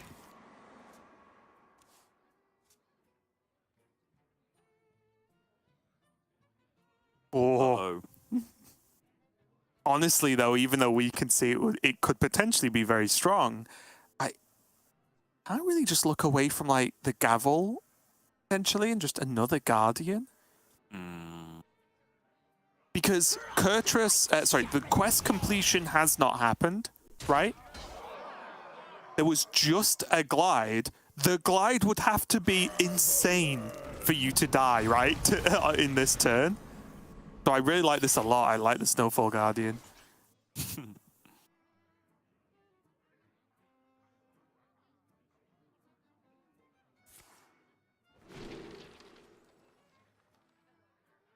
Leech might be worth a quick look. Crimson Sigil Runner you always have to give respect to, though, since it's effectively going to be 0 mana draw a card. Yeah. Leech is certainly not bad here, though, because it deals with the 8/8, which is actually the only imminent threat right now, because SuperFake attacked with his 6/6 and then froze, which means that will remain frozen. If the 8/8 can get dealt with, that's a big deal. Chaos Strike is at least somewhere along the line to doing that, but even like Arcanist Chaos Leech, sorry, does not quite get there. Gonna go fishing for an Immo, it appears. Gonna be cast instead of traded, yep. This makes sense. Does not find the Immolation Aura or the Fellscream Blast here. There he does. Now he does. One turn too late, though. It's probably just going to be Hero Power and tank it from here, which is, you know, not a disaster. Again, the damage in this deck kind of really only comes in not a lot and then infinite on the other side. So, you know, taking little increments of damage is not really a big deal as long as you're not losing control of the board at the same time. In terms of the actual burst OTK combo, doesn't really matter how much health you have if they actually complete the Exodia on the other side. I do wonder now, because the Circus Medic's in hand, whether this just pushes the Mutinous play. Because he knows at least one card in Bunny's hand is a minion, because it's the quest reward. And now he's got Circus Medic. Like, getting that corrupted is actually, like, weirdly difficult a lot of the time, which is why the Gavel can help out a lot. But I don't mind it. He can even, like, double freeze. He can double wind chill the bats as well, right? Gets Jace, okay. I'm coming. Gonna go Gavel and just take the trades, okay. He has put a lot of health on the board though, so there'll be a natural fear of the expendables. Yeah, he would die here to even undiscounted Yep. Deadeye plus expendables.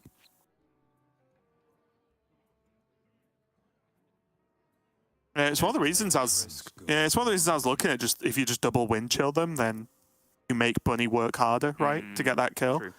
Yeah, that's very fair. And draw 2 cards, right? Spend the mana now, drawing the 2.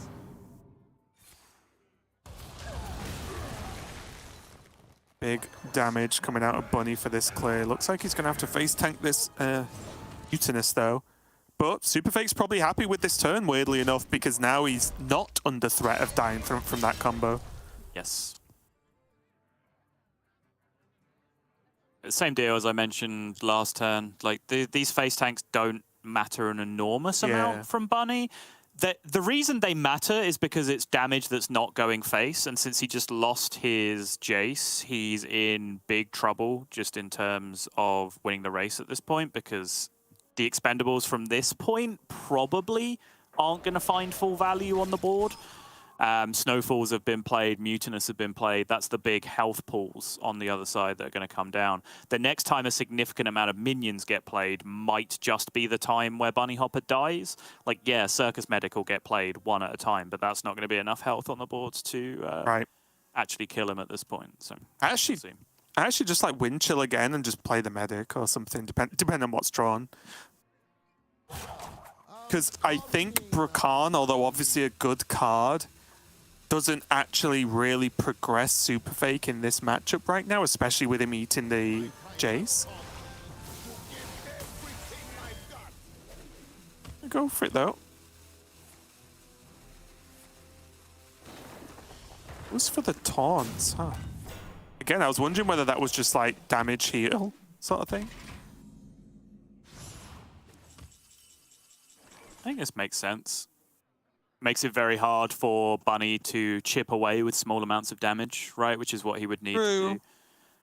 Has to deal with the taunts. He's already seen a couple of AoEs get used. Fell Scream, Immolation, already been dumped. And because he was healing as well, he's put himself back up to 35, which, as we were talking about in the previous series, is kind of out of range. Like 30 is the number that you get to if you already have a weapon equipped and do the full combo with enough health on the other side of the board for the expendables. So being at 35, he's already well out of range of having to worry too much about putting amounts of health in play. So I do like this idea of just, well, let's just stop myself from taking 2 damage, 4 damage, 6 damage over the next few turns just from hero powers and weapons being pushed through. Oh. Okay. Getting close. Oh, he didn't play the medic though. No.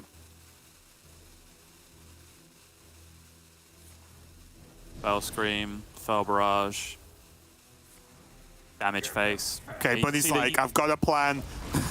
Yeah, no, exactly. You can see the tug of war, right? Like, Bunnyhoppor did not want to attack into minions anymore. He understands that his deck is just straight up running out of damage at this point, so he's just trying to cash out all of these hero powers, all of these weapon swings. Fury goes face. Does not have the Jace to fall back on anymore. Oh, okay, he got wind chill back. That was a pretty big deal.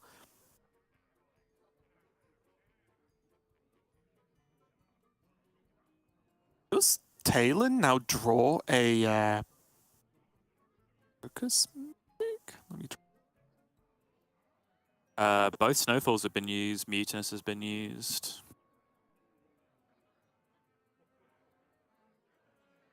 It will be, right? Yeah, it'll draw Circus Medic, yeah. Okay, well, get that Talon played.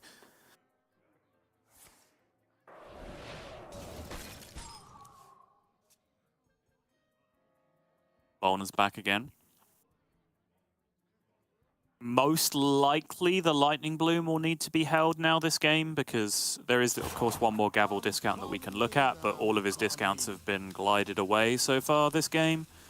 Means he may well need that Bloom to be able to activate full combo. Does Ooh. That Parrot a Sleep Breaker right now? Was it Mutinous? Was that the last battle cry? Rukan was the last battle cry, wasn't it? Oh, yeah. What? Hello. Just not enough health though, right?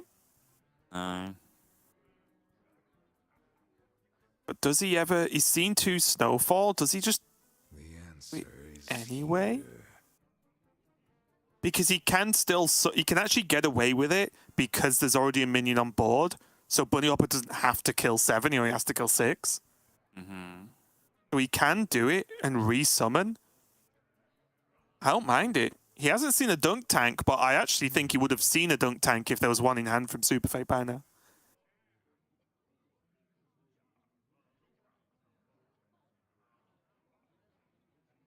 Oh, wait. Yeah, that's the problem, isn't it? SuperFake, if he plays Tailin, he can't corrupt the dunk tanks. Oh, that's true. Is that actually his last? He's played Yashiraj in hand, but he can't really play do that.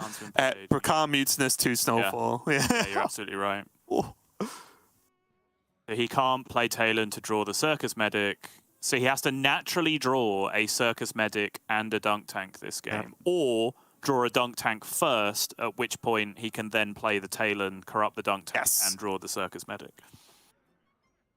And this was one of the things, I know it sounds probably very silly for me to say now, but it's one of the reasons why I was like, just play the Medic. So then it's played. Just get it out there, because this deck, like, you can struggle a little bit because it requires multiple steps for a combo. It's not just you need to draw the combo. You need to draw the combo, activate certain cards, get those cards played, and then do the combo. SuperFake's just gone in. I mean, he's just dropped the bonus with the wind chills. Oh, armor as well. Okay. I mean, he knows there's no Jace. He knows the AoE might even be non-existent at this point. Yeah. I don't hate it, honestly. If he doesn't think he's got the time. Yeah, I mean, he is deceptively far away from actually doing the combo. Yeah. Right? When we stopped and thought about it, it's how much he actually has to do. Wait. He can... Oh, no, he can't. I was trying to work out if there was a really weird Magtherodon turn here.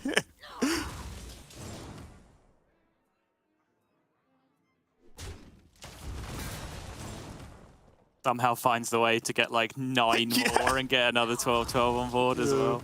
Imagine. Yeah, seems unlikely.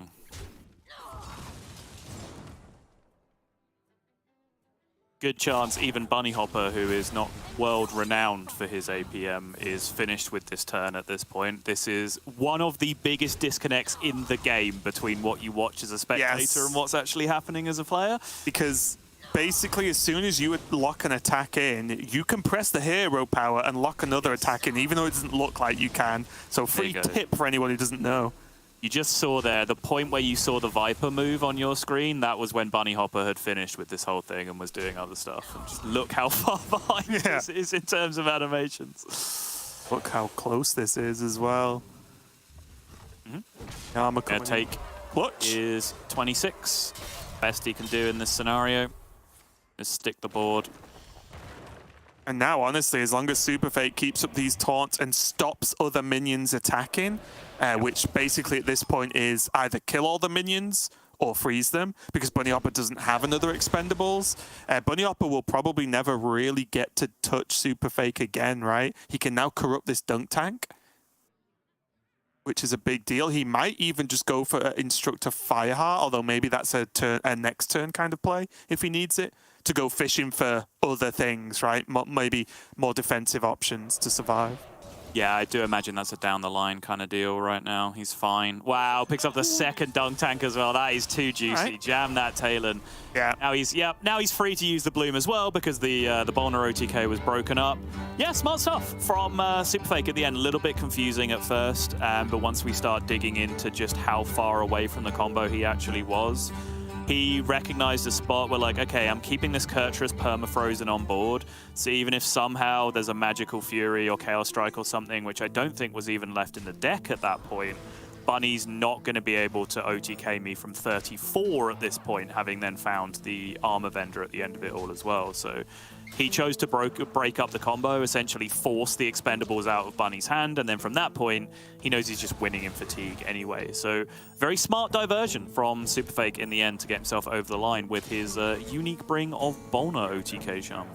Yeah, really good play overall. I think that was just a solid game because even Bunny, who had the rough end of the stick with his Jace getting mutinist, of course, Bunny still looked dangerous, right? He pushed 26. He had a bit of a dangerous board as well built up. Obviously, we saw that SuperFake kind of had it under control, but a good effort from Bunnyhoppor. He just sort of tapped out in the end when he knew he couldn't really finish the job. But now we're going to move on as he'll once again be up against this Bolner Shaman, but now bringing the Kaz Token Druid. And it's named Kaz Token Druid very loosely, Sottle, because I didn't want to add a new archetype for like this single week of Grandmasters. If it's in the Masters Tour, we can add it then. But it's the late game, you know, there's the Malygos, Onyxia, Kaz in the top end here. There's the 2 Cenarion wards, but there's none of the early armor gain because there's an Ironbark and a Bog Beam in there as well. So it's kind of a weird hybrid of there is token generation with Scales and Onyxia, but there's none of the support, but there also is the Cenarion wards too. So it's just a weird list, and honestly, I'm excited to see some of it. Yeah, I mean, it's very odd. It is just kind of Dragon Druid, right? Yes. We're kind of getting to the point now. That's why I just highlighted the 3 big dudes in the deck. Yeah, just jam them all in there at this point. Brave Boss Onyxia, a card that I am a big fan of. Malygos, a card that is gaining in popularity in Druid again. After, you know, being the star of the show in Druid for quite some time, and then moving over, friendship with Druid ended. Now Priest is my new best friend for a while, but now Mali's back stealing the show in Druid once again. Incredible card for decks that can actually cheat enough mana to afford to play it, which you'll notice we mentioned Priest and Druid so far during this, which, yep, pretty good at cheating mana. And is it fair to say in this matchup, because there isn't any token support, and by that I mean pretty much exactly Arbor Up? Arbor Up, yeah. Is it fair to say that Bunny will want to just do the rush to Kaz kind of win condition? Because a Raid Boss Onyxia alone feels manageable for SuperFake. Anything else feels manageable apart from Treasures, which then you obviously have to just hope against those. So is it just going to be I am rushing to Kaz this game for Bunnyhoppor? I think so. I mean, rush to Big Dragon, I think, is the plan, which does create a question in my mind of why there's no Cold Tooth Mine, for example, in the deck, because I do think it's a card that's very inherently cuttable from the Glowfly Swarm version of the deck, because you don't have to be all in just ramp, play a big win condition as fast as possible. Whereas in this version of the deck, even though it's not all in on Kazakasan, as the versions that play Capture Cold Tooth Mine are, where you do just want to draw Kazakasan with the mine. Oh, hello. What are you on about? It's there. It's right there. My own eyes. Never mind. The 2 cards that we were just describing, he hasn't put in his deck. Cold Tooth Mine and Arbor Up. You just get him. Studies. Yeah. Do you think no Cold Tooth is a nod towards just this format? Because, for example, there is the Ironbark in there. There is the oh my god, Bog Beam in there as well. So just anti-aggro tools, because again, I've been playing a good amount of Druid, I've been playing a good amount of Paladin this week, and whenever they don't have the removal or any defensive options, you're great as the aggro deck. You're feeling very confident. So I have also been testing Druids with double Bog Beam or just one of in there. You know, just extra early removal tools that can really help you win percentage against these aggro decks. And you can then ask the question of if you want to play a strong Druid that wins strong Druid matchups but still has chances against aggro, we can then have the debate about why you're not just playing Glowfly Swarm version instead, because at least then you can do scammy Glowfly Swarm things. But I think, honestly, on balance, just playing extra copies of Ironbark and Bog Beam and those kind of things probably do give you better chances to scam out wins against aggro decks than what I'm describing. So for the purposes of Last Hero Standing, as we keep saying, where you're actually in full control a lot of the time over which matchups you play with which decks, I think it's a pretty smart decision from Bunny. And this is a terrifying card as well for Bunny, right? And it's one that I get more scared of the more I play against it. But Scale of Onyxia. Because look at where SuperFake is now. He's in a pretty good spot. You know, he's got the Cavern up. He's pumping out these 3/4s. They're going to start pressuring. But then Bunnyhoppor played an Overgrowth. And now he's only one additional turn away from just dropping Scale and probably clearing most boards that SuperFake will have made by then.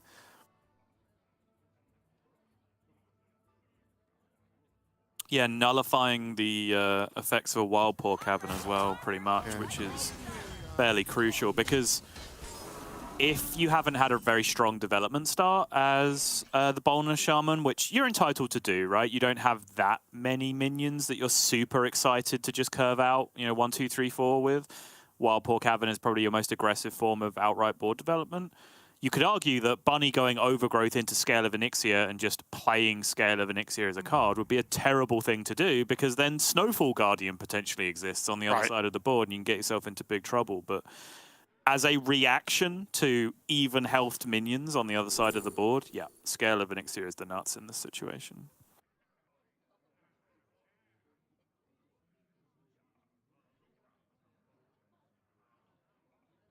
Like the Bloom here, because I think if he spends this turn guessing weights, gives him options of like finding Cenarium Ward, maybe having the Bloom to Solar. It looks like Bunny's going for the higher, I guess, immediate value if he wants to play this Bog Beam. No, but he doesn't. Oh, he just gets a Bloom. Never mind. How does he keep getting away with this?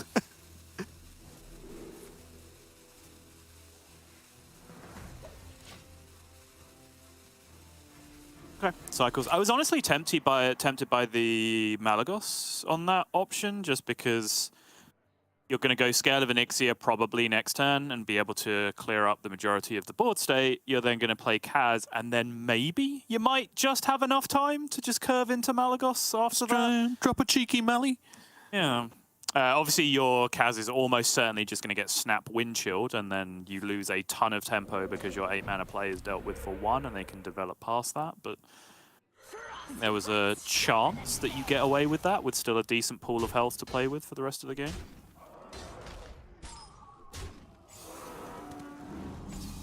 Fading a little bit, though. But the Scale plays up the threats on board, and if Bunny wants to commit a Bog Beam, he can to clear up the armor. It doesn't really do that much, though, does it? Yeah, I mean, he doesn't have to, right? It kills a 1/3. Is the other option like trade one Whelp and then give one of the Whelp, and then Bog Beam a 3/4 and then give one of the Whelps Ironbark? It's happened to me, Saul. I've seen it done. Ironbark Whelp. I suspect you do neither of those things. Yeah, let us play from Bunny. He's probably just going to Ironbark his Kaz, same terms he played it. I don't think this option was available when he took the Moonlit choice. If he already had Ironbark in his hand, which I'm pretty sure he didn't, I would have argued a lot more heavily for the Mally, right? Because then you already know you're going Kazakus into Ironbark on that Kaz turn. And then them just freezing it for 1 mana doesn't matter anymore. It's still a giant taunt, so the minions aren't going to hit you in the face. And you'll have that ability to curve into the Mally. But as I said, oh, well, here we go. I don't think the Ironbark... How can he keep getting away with this? But now he actually has a very, very high tempo Kazakusan turn that normally you're not able to get with Bog Beam and Ironbark in the same turn. And here we go. It's treasure time. Well, those are not it. A blaster just for exactly Snowfalls next turn? Yeah, the question is whether he wants to just pick exactly spells, though, right? Because he's already got the Mally in hand. Whether he wants to draw his entire deck immediately. And he can make enough Well, he can't quite make enough room, though. Right? Really? I guess he's got the zeros to spend afterwards. It's interesting with the zero cost. Ironbark, Bog Beam, position defended.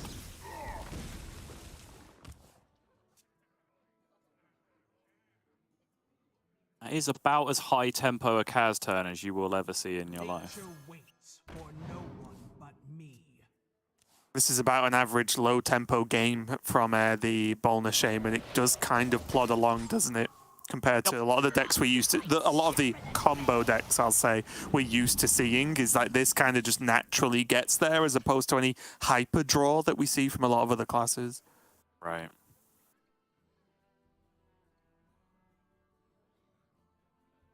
Staff. And honestly, just to thin out the board, I wonder if it's worth it. Yes, he could just get away with Mali instead. Maybe even drop the Bloom to draw something extra. Like, would you trade the Overload for an extra card in hand this turn? Well, so if you're going to do that, I think you play the Mali first and then like Bloom nothing at the end of it, right? And then that way you still get one extra card at the end of the turn or at the start of next turn because you don't burn off the top in that scenario. I think is probably the better way to do it because you're not going to get to use any of these cards this turn anyway. And it also react to which you draw and which are remaining in your deck at this point, right? And it depends what he picked, right? Because there is a 2-cost spell, right? Mutating Injection is 2, I think. Yeah, I don't think he picked it, but I'm just saying like there is a reason to actually hold the mana anyway. Yeah.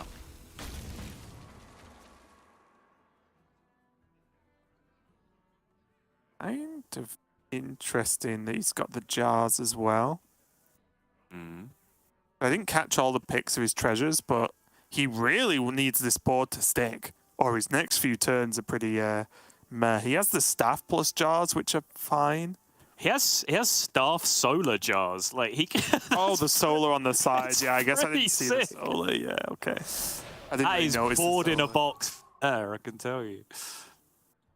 And Snowfall Guardian, and then you want to cry. Yes, yeah, exactly. I think as much as we are kind of getting excited about the possible things that you can do with Canopic Jars, as people tend to do, might not be the most effective strategy in the world. Ooh. Oh, okay. I didn't know whether he wanted to go Snowfall now, even though it looks kind of weird. But it has the combination of locking it in so you effectively get a cheaper Snowfall next turn because he's got 2 parrots.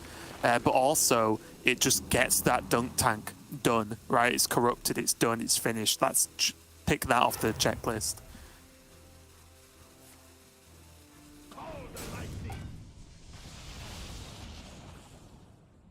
Okay.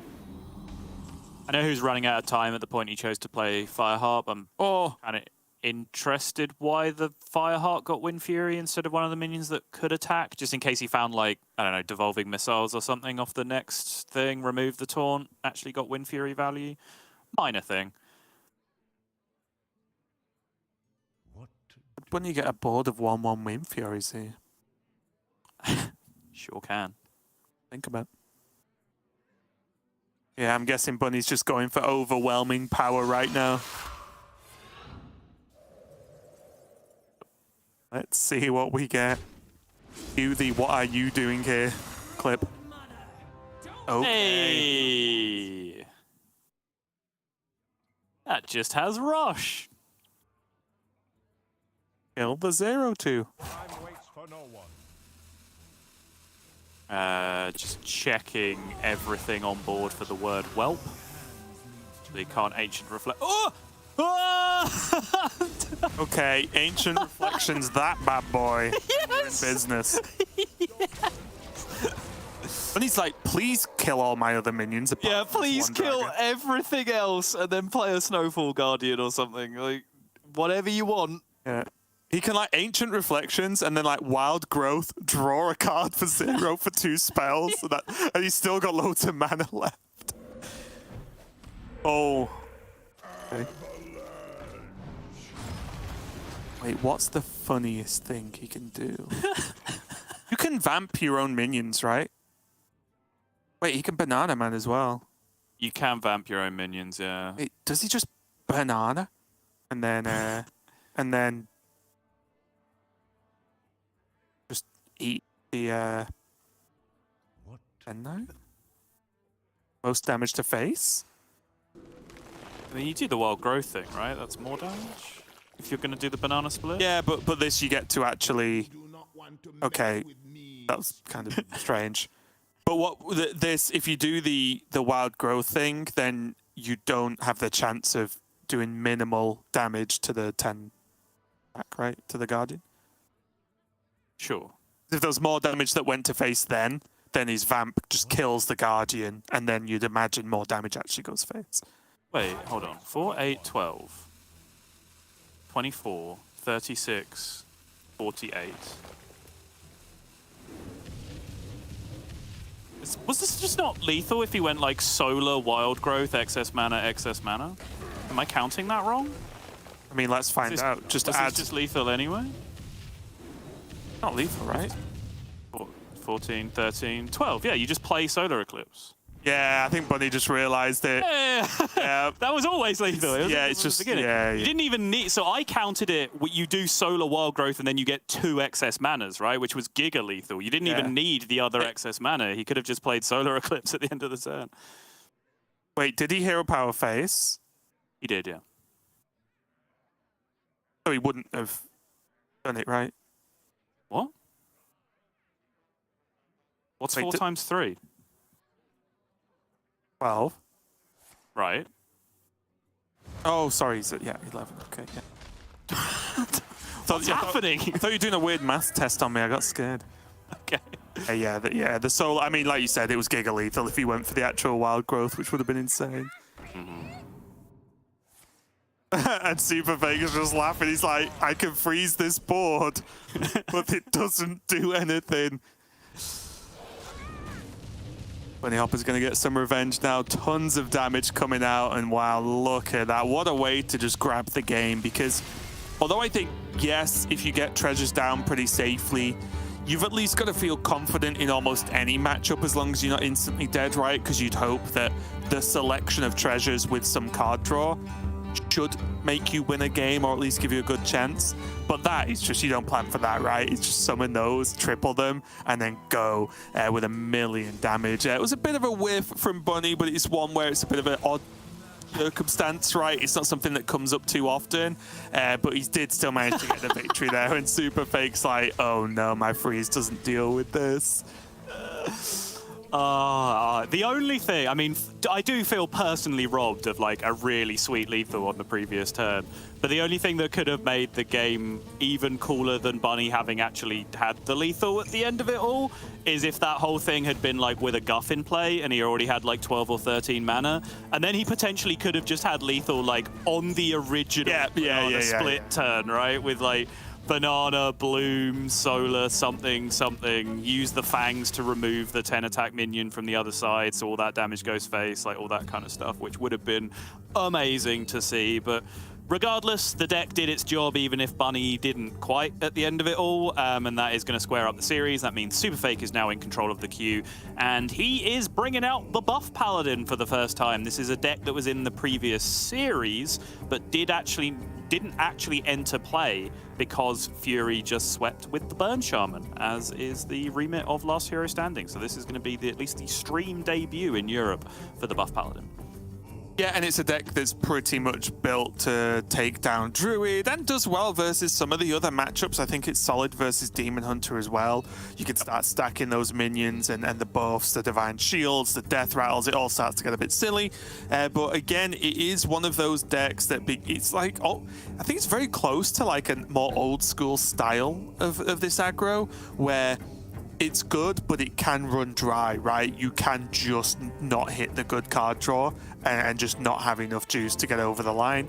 It massively suffers against decks that can like spot remove any size minions, especially it struggles versus Quest Rogue, which we found out as well. But overall, I mean, that's just not a bad opening either, let's be honest. But the double Trog is where you really start to run away with games versus Druid, and Bunnyhoppor has what you would argue is also a fantastic offering in the mulligan overall, but against this, like, oof. SuperFake is just an absolute Trog merchant. Look at him. That is going to get out of control very, very quickly.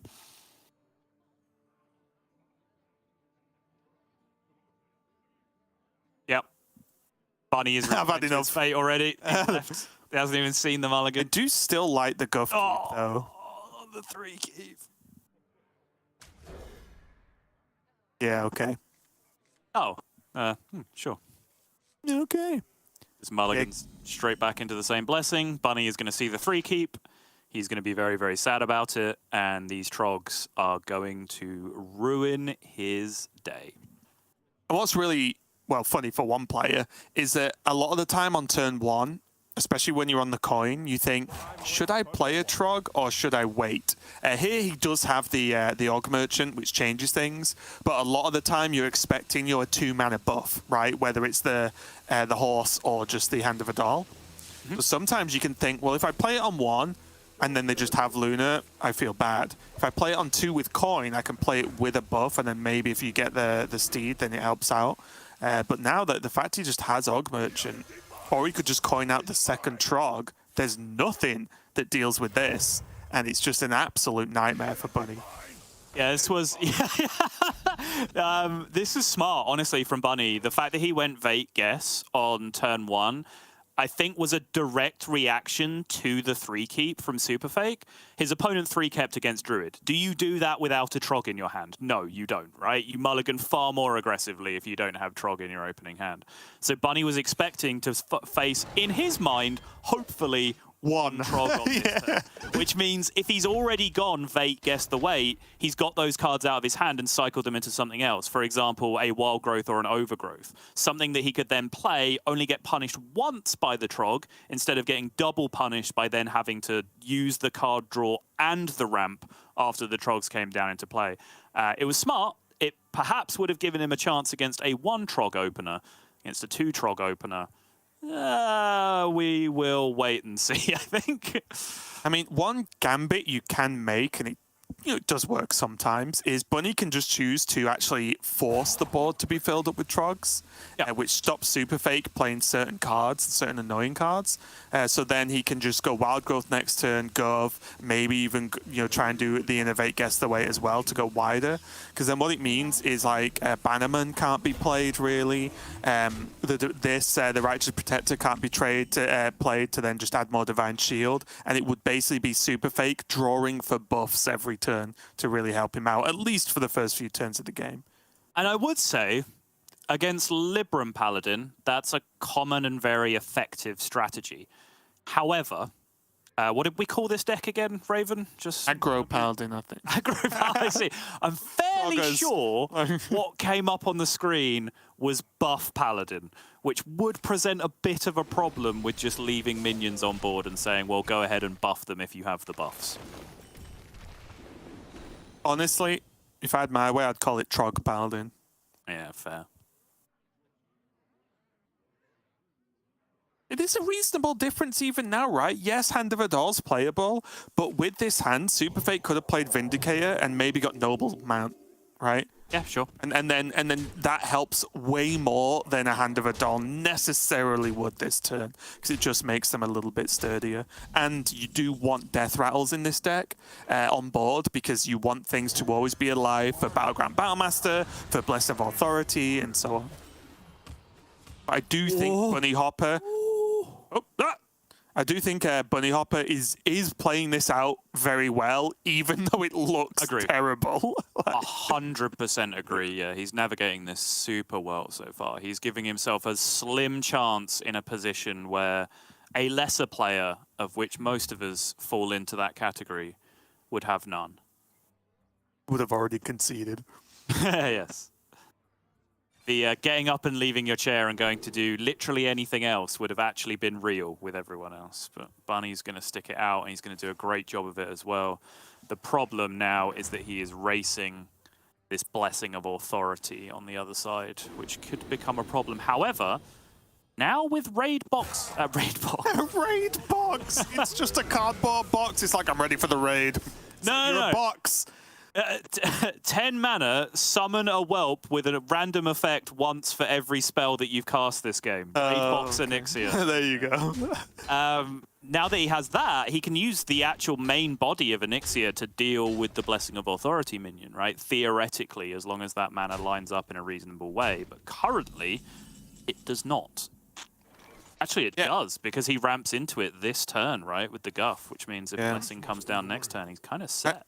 And I was going to say as well, something that he additionally set himself up for was, well, what if he'd just drawn Scale of Onyxia in a great spot, right? Like, that's not even like a crazy setup required, but he's pushed the board this way. And the fact that, again, like I said, SuperFake's kind of been relegated to attacking for 7 most turns, it has given Bunny some amount of time. Faceless Manipulator, the Righteous Protector. Ultimate value.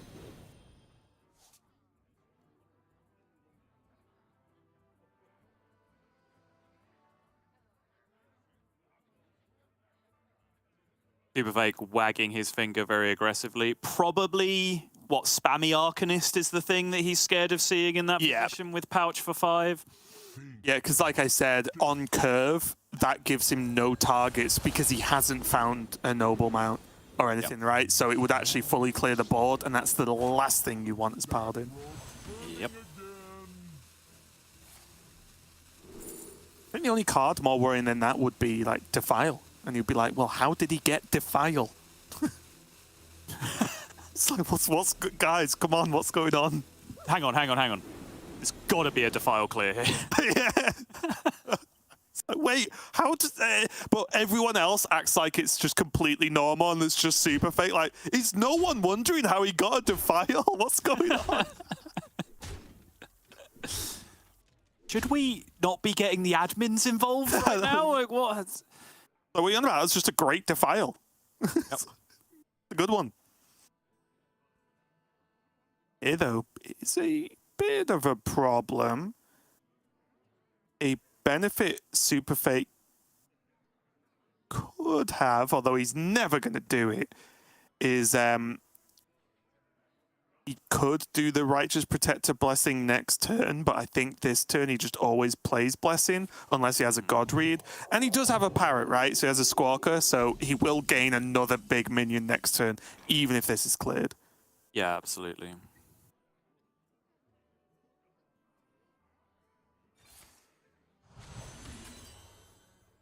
But this is just the result of just knowing what to do in these kind of situations, right?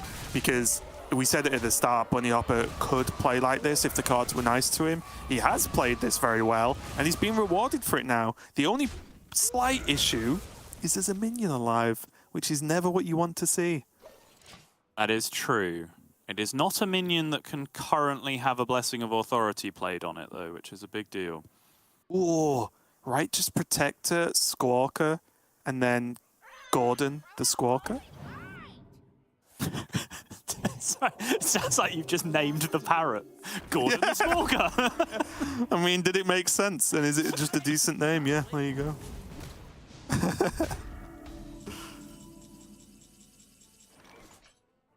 We're gonna see the way this could work. I don't know why, but I really want Bunny to actually faceless the Righteous Protector in this scenario. Yeah, I mean, it would have been ideal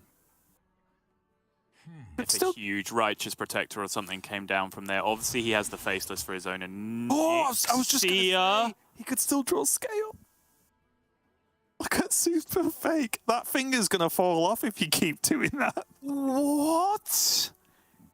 He can still play it with the Luna and the faceless as well. And have 2 immune rushing Onyxias. Hello? This is just mass illegality going on this turn. What is this? It's a freaking faceless. Yes, Oh, no. I can't believe it. SuperFake, I'm right there with you. For the first time in history, I'm losing my mind as much as you are right now. Yeah, it wasn't a spammy arc and it's super fake. How are you feeling about it now? It was Bet you wish it was. much worse than that, yeah. SuperFake, do you want to just swap places? You can just come say what you're saying into a microphone right now. Although, but we might get taken off the air immediately at this point, I'm not sure. I feel like his sentiments echo mine right now. Yeah, and the problem is he's been pushed off board and there Yep. just isn't really anything that's going to help. He'd need... He literally needs to rip Samuro and land buffs on it twice. Right? For it to be actually relevant. All right, Iron Burke aside. Saying Iron Burke. Iron Burke, yeah. Are we going to do the solar wild growth thing that we should have done last game? Well, that will only ramp, right? Oh, that's true. Yeah, he's got. I think Solar Iron Bark. Maximum health. I completely forgot. I've lost my mind this game. Welcome to my world. Yeah.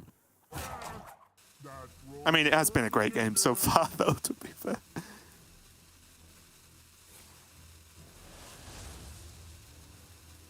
Make something big. Like I said, I think the only real hope SuperFake's got is drawing exactly Samuro and hero powering it twice, right? And just deleting the board.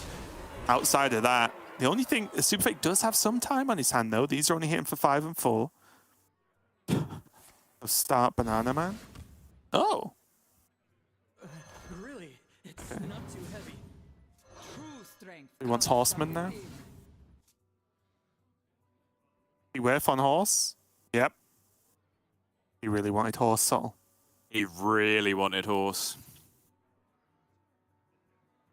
Best card in the deck. Not drawn it yet.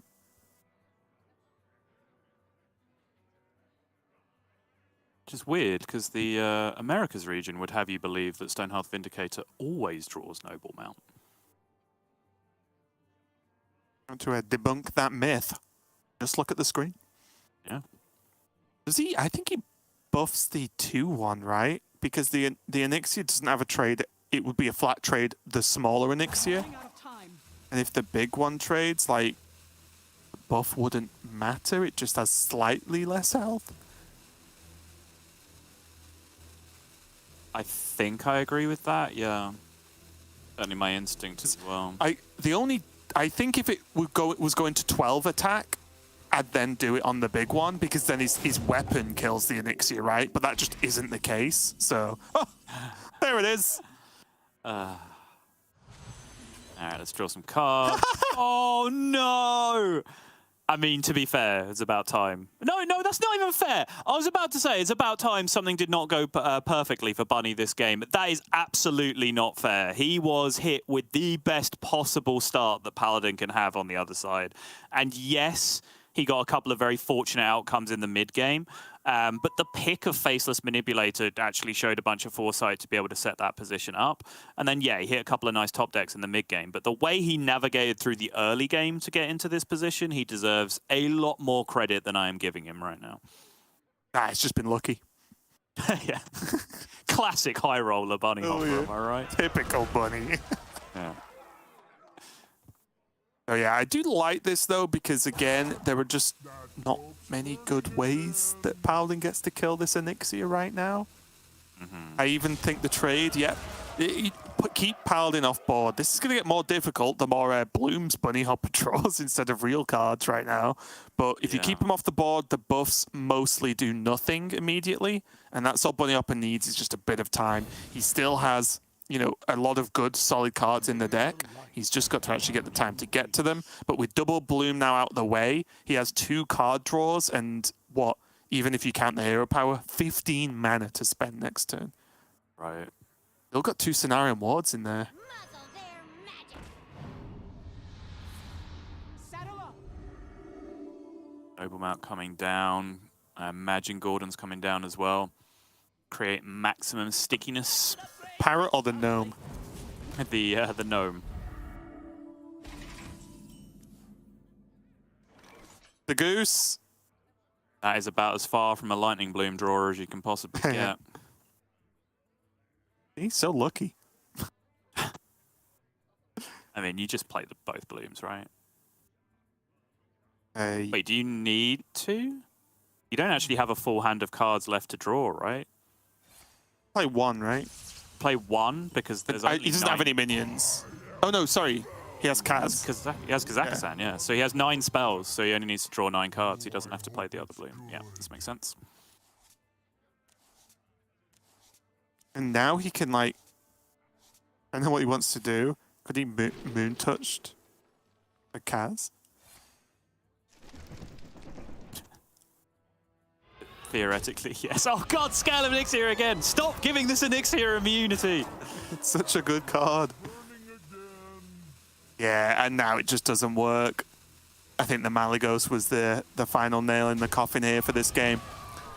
Now the Solar Cenarian next turn for Bunny to regain health. Bunny rightly makes sure all of these die, because otherwise there wouldn't be any taunt on the board.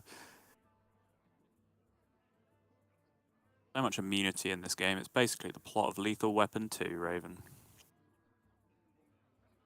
Lost on me, I don't remember the plot to that film.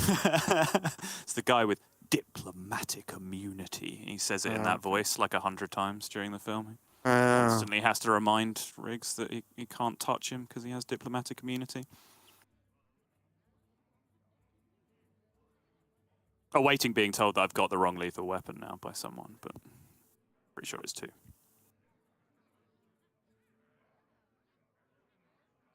So hold the bridge Battlemaster only pushes him up to 8 damage, right? I think Battlemaster Noble Mount's just smarter. Get a 10-10 with Divine Shield. Makes sense. But now, I mean, Bunny gets to just do whatever he wants. Yep. And then finish with Kaz if he really wants after that, right? I think just his hand now is enough to easily win the game. But if he wants to just chuck in a treasure or 2, why not? Yeah, another solar. Yeah. There you go. Germination, do whatever.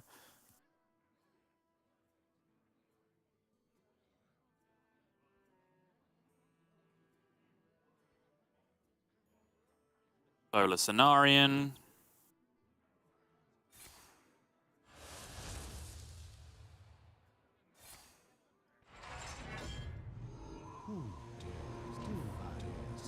Literally. Close enough. No, Lorinda, we are not going to make your one joke at this point. Just so you're aware. Lorinda's got a joke.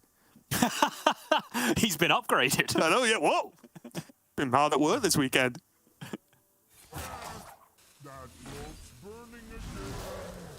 I like this as well. Kill everything. There it is. He hasn't played Smite yet, right? So there is that little fit as well, but just kill the Battlemaster, because if there's a Smite and then a hero power and then maybe a buff, you just don't want to run that risk.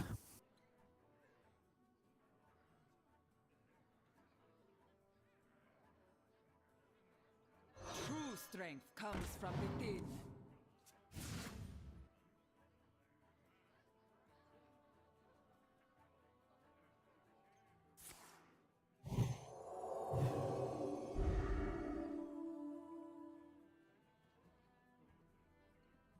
I mean, this has just been a very repetitive few turns for SuperFake. He's just been making minions, giving them divine shields and resummon effects and death rattles, trying to stick something, but he just can't. The overwhelming power of what Bunny was doing after those Onyxias got the amount of value that they did. And the biggest problem, honestly, is it's not like SuperFake only has to get through the Druid cards. Yeah. Right? He has to get through a whole Druid deck and then a Kaz like set of treasures it's the hardest like kind of beating Druid there is, when you have to beat every single card they run. And they're all there, right? There's treasures with Moonlit Guidance still in hand, which is a big deal. There's another Cenarian Ward with a Germination this turn if he really wants it, you know, depending on what the minion is. He can start with a pouch and see what's offered there. It's like, it just never ends. There's Raid Boss Onyxia, there's Scrapyard Colossus, which weirdly enough, I think Colossus is actually the pick here, because it just means he literally will never lose this game. I mean, Raid Boss Onyxia does the same thing. It clears the board in 4 attacks, right? And you have 4 attacks, and then everything gets to go face. How does that not win the game every time?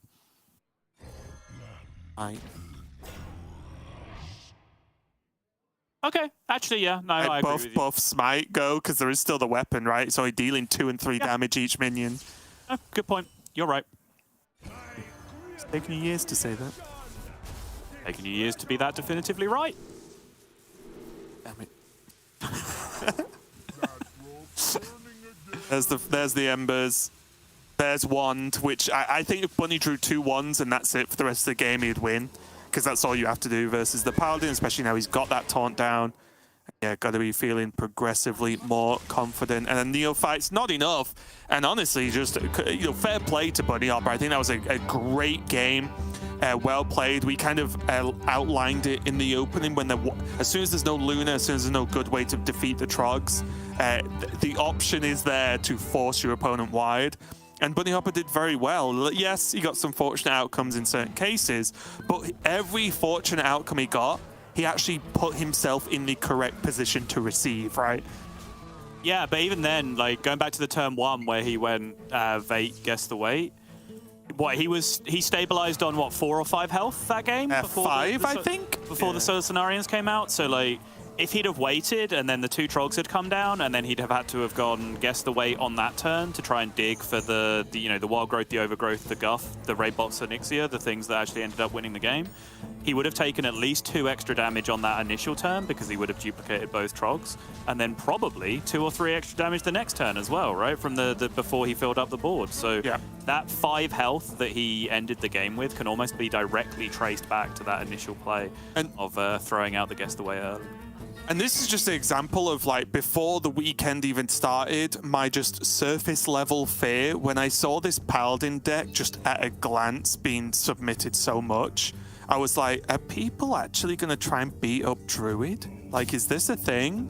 And then instantly, you know, rightly or wrongly, I was like, I just felt like Druid was easily the most capable sweeper, and Bunny is on track to potentially do that. Now he has Druid versus this Demon Hunter, and if he gets the win here, yeah, he's 3-0'd with Druid, and that's a huge victory for Bunny, not only to move him on to tomorrow, but to gain those much-needed points right now.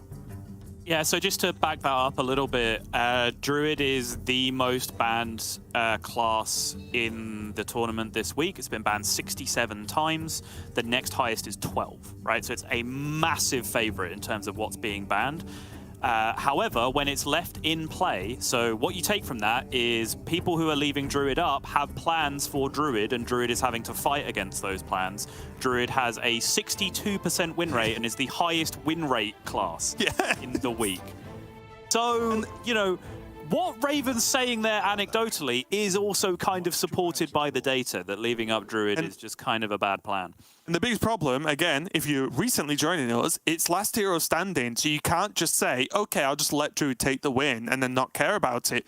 Druid will keep taking those wins until the series is over.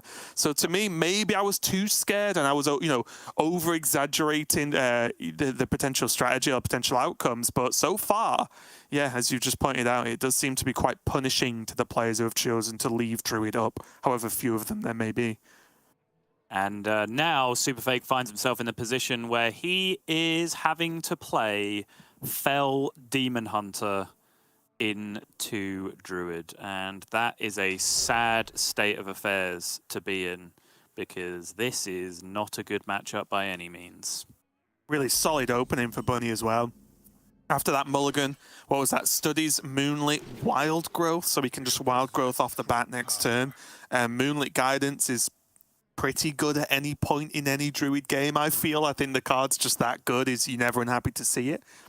So, looking good so far. But what do you like about those? Okay. Would you have ever considered the Thorngrove sentries? I don't think so, no, because he's curving into wild growth so naturally anyway. I think thorn growth is only ever really a thing when you're just desperate for something to do in the early game, and Bunnyhoppor's just doing what Druid wants to do instead, skipping the early game entirely. So this makes sense to me.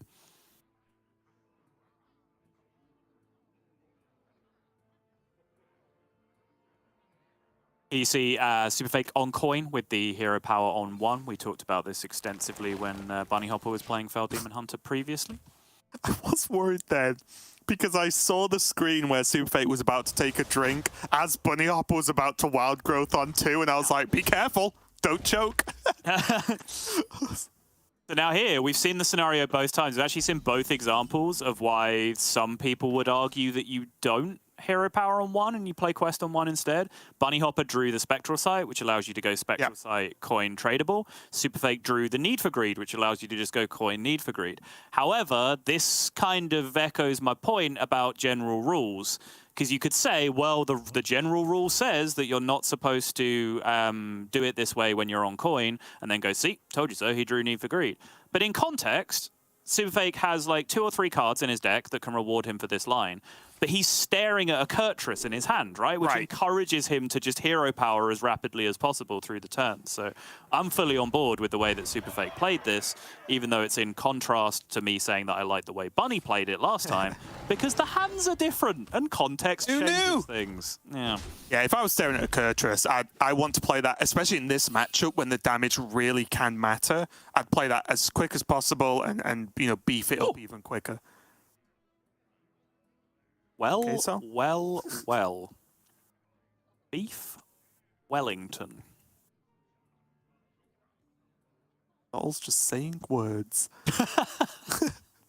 I'm hungry. I skipped lunch. Yeah, I am hungry, actually. Grab a snack. Never made a beef Wellington. It's a break. challenge on my list that needs to be achieved at some point.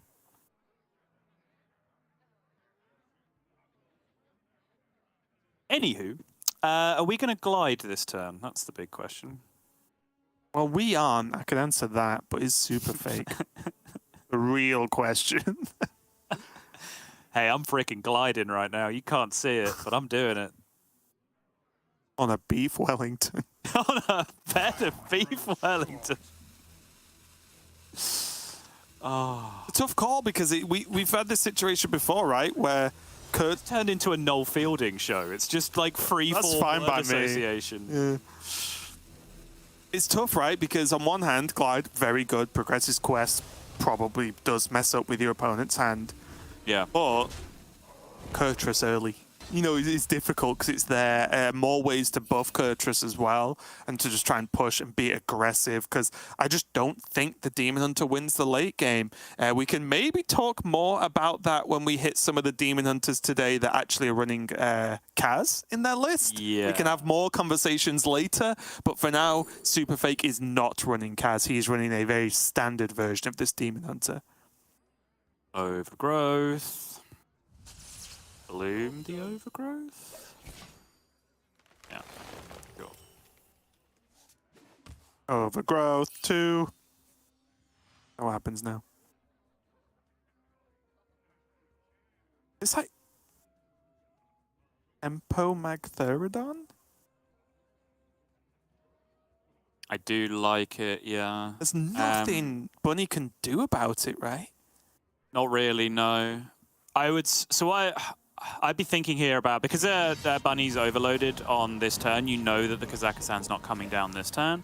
So my only argument as to why not to do this, and I do think you do it, would be you can stop revealing your plan for 1 extra turn to Bunny. So Bunny continues to march along happily, thinking, cool, I just get to jam Kazakhstan Ironbark next turn, do whatever this turn. And then you delay 1 turn, play the Magtheridon, and then Bunny's like, oh, he's going to clear that immediately because he's just loaded up Magtheridon. Now Bunny has that information for an extra turn, but I don't think that's a valid enough reason to just not spend your mana efficiently on turn 4 by playing your 4 mana 12/12. What's going to be interesting, though, is whether SuperFake ever plays Kurtrus first. Sure. It's possible, right? He could coin Kurtrus out and just wait and try and hard block the Kazakas. That's fair. Yeah, I like that. Or force Bunny to trade into it for him, you know, so he doesn't have to use the Arcanist. And I think, you know, that's why when we say spend your mana effectively, play on curve, like that's what that pans out to, right? Is that he's preloaded his 12/12 for whenever he can wake it up. And now this way, because he spent his mana on turn 4, he can now spend his mana aggressively on turn 5 as well, with potentially that Kurtrus coming down as Raven was talking about. So, yeah, very nice. 3/9s are also very nice, because that is a 4/4 Kurtrus, I believe, on the other side. It's still kind of okay, right? Because it still means that if Bunnyhoppor wants to actually commit anything, he has to destroy his own minions himself first. Yeah, agreed. You like it, though. Again, SuperFake needs all the damage he can get to try and take down Druid here. And to do that, if he gets to keep an Arcanist, maybe get a Fel Barrage with it instead. But that's just way better than just using it to proc a Magtheridon you could have pretty much procced anyway. Oh, he's actually going to try and stop the trade. That's kind of cool.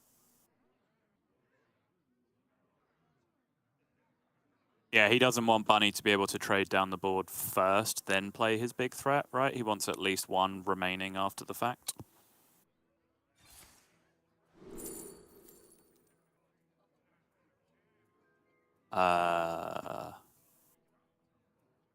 Sarah the Dreamer's kind of good, right? Bearing in mind you're going to have a 12/12 to deal with potentially on the other side. I mean, honestly, I'm just looking at Yusel Windsinger in a deck with Guff. Okay. I mean, Mali is for sure the most generically powerful thing that you can pick. Obviously, if you find wands and anything else, Vampiric Fangs, blah, blah, blah, blah, from Kazakhstan, then drawing those out with Mali does make sense. Bunny can go for a full clear here, right? If he trades these off and then summons Scale of Onyxia. Gets to kill the Magtheridon. But SuperFake has delayed Bunny, right? I think he would have loved to have just played Kaz like a bit quicker this game. Because I do think the treasures do just overtake Demon Hunter. I agree, yeah. And the delay is important, don't get me wrong, but SuperFake is obviously looking very disappointed here, and rightly so, because really, although the Magtheridon was a good delaying tactic, even though he could use it to potentially clear the Kazakhstan on the other side, which Demon Hunter doesn't do very well, what he really wanted was a 12/12 hitting his opponent in the face. That was a win condition. At least once, right? I think just one single hit and then Bunny kills it. I think SuperFake would have been very happy at that outcome. Yep. This is still 27 health for Bunnyhoppor. That is it's a long way to go.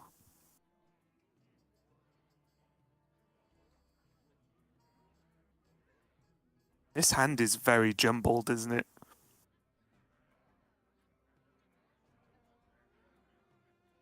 It is, yeah. Even wondering if he ever like just goes maybe Chaos Strike, kill the 2/1 and then Arcanist Fel Barrage. Just start using the cards, get him chucked out. Oh god, that's quest 1 as well. Yeah. Just rips Need for Greed on turn 6 for 5 mana to complete quest 1. These are the wrong numbers, Raven. I'm sorry. Can't do much about it. Is this the turn now? There's a goose in hand. Unfortunately for Bunny, there's no Guff, which I think would be the cherry on top here, as always. But there's also has the option of going Mali, so to draw as many cards as possible and then go Kaz. But my only worry is like, SuperFake's amassing an absolute ton of cards in hand. Does Bunnyhoppor want to play another slow turn? I mean, he's hovering it, so I guess so. Just one of those things where he's only hit one reduction, which would be 7 mana, right? For the combo. I think the only real fear here, like, I think being scared of combo in this position is kind of nonsense. I think the fear here is where the glide is positioned in your opponent's hand, right? Because I don't think you necessarily want to go all in on the Mally here and then just get it all glid back. As you're seeing, Bunny is being very responsible, dumping as much garbage from his hand as he possibly can afford to do. Make sure this is as unpunishing as possible. But I do like this because we talked about this a lot in the last couple of weeks of GM.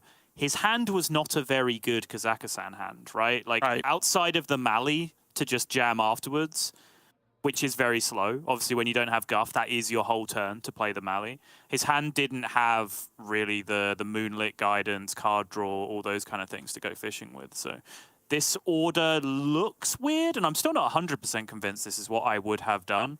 But the thought definitely crossed my mind that, Kazakhstan might still end up being a tiny bit slow in that position. I'm honestly wondering at this point whether it's actually just like Solar Scenario next turn. Yeah, it very well just not even bother with playing an 8/8 and passing the turn. Just do Druid things for once. Druid. You're always doing Kaz things. Your own stuff. Kaz things are Druid things, let's be honest. The amount of big greedy win conditions that aren't actually Druid cards in the history of Hearthstone that I just associate as being pure Druid cards because they're the only class that ever gets to play that kind of thing. Yeah. Apart from Nagrand Slam. Yes, that's a mage card. Yeah, that's just a mage card. SuperFake. He's doing what he can. He's pushing at the damage he can, but every turn feels so, meager in compared to Bunnyhoppors, right? It's like, I ended the turn with a 1/3 on the board. It's like sick. I do like Cenarion here though. Even just Luna if he wants a completely empty board. Yeah, I think you do. To get it out of the hand. Just to dump it again. A Fear of Glide on the other side makes sense to me. I mean, to be fair, the other way to play around Glide is just to play Kazakhstan, because then glide me all you want. Like, I'll replace these 8 cards with 4 treasures. Like, that's fine with me. Kind of weird barter system. I'll trade you 8 cards for 4 treasures. Yes. We've stopped playing Hearthstone and we're playing some weird Euro board game instead. And that's Dallas. Are they back? Are they back? 412s? Oh, okay. Armor and lifesteal. So I didn't immediately appreciate the reference. I'm sorry. Oh, the Dallas? Yeah. I just thought I'd let it sink in and maybe someone watching it get it. Yeah. But look, this is painful for SuperFake. It's the 2 things he did not want to see. Armor and lifesteal and taunts. It's the 3 things actually he didn't want to see. It is the 2 minions he didn't want to happen. How does he even dig himself out of this? Does he dig himself out of this? Well, there you go. He doesn't. I think that was the answer. It's just too much, right? Everything is in the deck, like he's not finished quests, so everything in the deck's just normal price. Can't trade any cards for treasures. Not looking great, is it?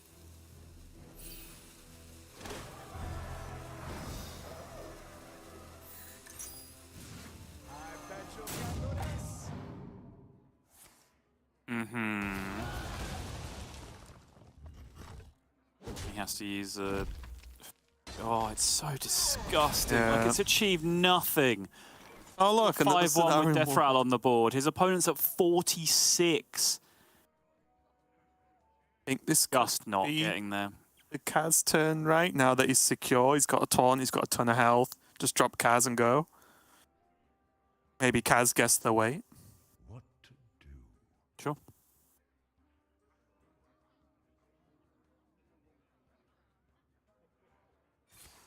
And honestly, the way his Cenarion wards are going. Or... Yeah, I mean, he could just play Cenarion Ward and, I don't know, get 4 Allocators or something. Yep. That's how Cenarion ward works. Thought so.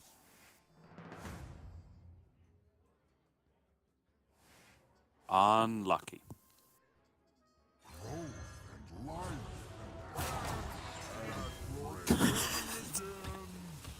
I'm trying to imagine like any combination of cards in Bunny's deck Bunny could have played this turn that SuperFake would not have like massively reacted to and rolled his eyes. Like, you're just dead. Guff is top of the list though. You just think you've done all this to me, and now you drew Guff. Last thing I want to see. Like, how is Gaby even relevant in this situation? Because now he can easily do multiple treasures in a turn, even that expensive matters. ones. Yep. Yep. This 5/1 can't carry the game by itself, Saul. This 5/1 and the other Scenario Ward and the 8/8 and the 1 or 2 treasures that he draws in that meantime, that'll get there. You know what helps? More mana, more armor, more options. That's Guff. That is Guff Wang indeed.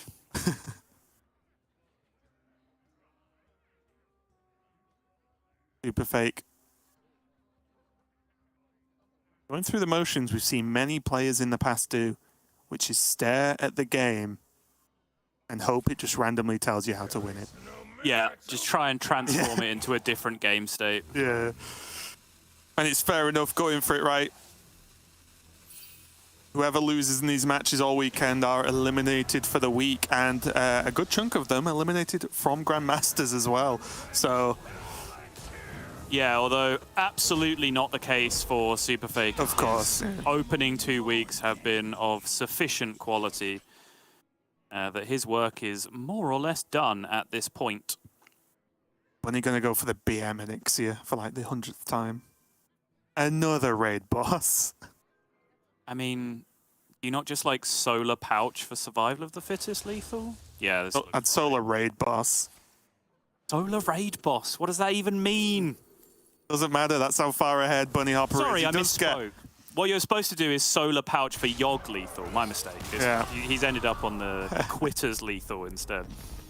Bunnyhoppor takes the victory and takes the series, and he is going to be moving on to tomorrow's top 8 with still the ability to gain points. So that's going to put him onto 2 points for the day so far, and that puts him on a total of 7. So already, even just with that 1 win, he's looking really good. Like 1 win plus the fact he's going to be continuing to play tomorrow is putting Bunnyhoppor in some good potential placements to end the weekend. And also, again, we saw it settle, at least for me, the first time that Druid left up, it managed to sweep. It's just, the deck's just so dangerous. It really is, yeah. I mean, it's very, very punishing when it gets rolling. I think when you have a player with the skill of Bunnyhoppor backing it up as well, making really, really good decisions along the way as well, it's a brutal deck. SuperFake had a plan. His plan has got him this far. His plans throughout the tournament so far have been excellent. That's why he is in the driver's seat. However, from the backside passenger seat, Bunnyhoppor is just nagging, are we there yet? And no, we are not, because Bunny, with that win, essentially what he's done is thrown his hat into the ring with the likes of Yala, Blyze, SuperFake for a top 2 position now, which not only means playoffs, not only means that you qualify for Grandmasters last call later on in the year, but would also give you that bye that you are looking for in playoffs, which dramatically increases your odds of actually going through to the World Championship as the winner of Season 1. So fantastic victory for Bunny, fans of SuperFake, and I'm sure there are a lot more of you than there were 3 weeks or so ago, because he has been a fantastic addition. Do not fret, because SuperFake is still in a wonderful spot for playoffs now towards the end of the season. Yeah, Bunnyhoppor is going to be joining Psycho as the players who made it out of Group B. You'll see both of them play tomorrow, not against each other necessarily, but you'll see them play out tomorrow. But yeah, that was just a great series, and even though it might, on paper, someone coming at it later on look one-sided, or Druid 3-1, like, great, then I do think the actual series itself was good, especially the Druid Paladin matchup. I think that was just a cool game, just to see how both players approached it and how Bunny kind of dug himself out of what's normally a insta-concede on ladder. But that does mean we are halfway through the day. We've still got some more matches coming up for you later on, though. Match 3 is going to be Leta versus Blyze.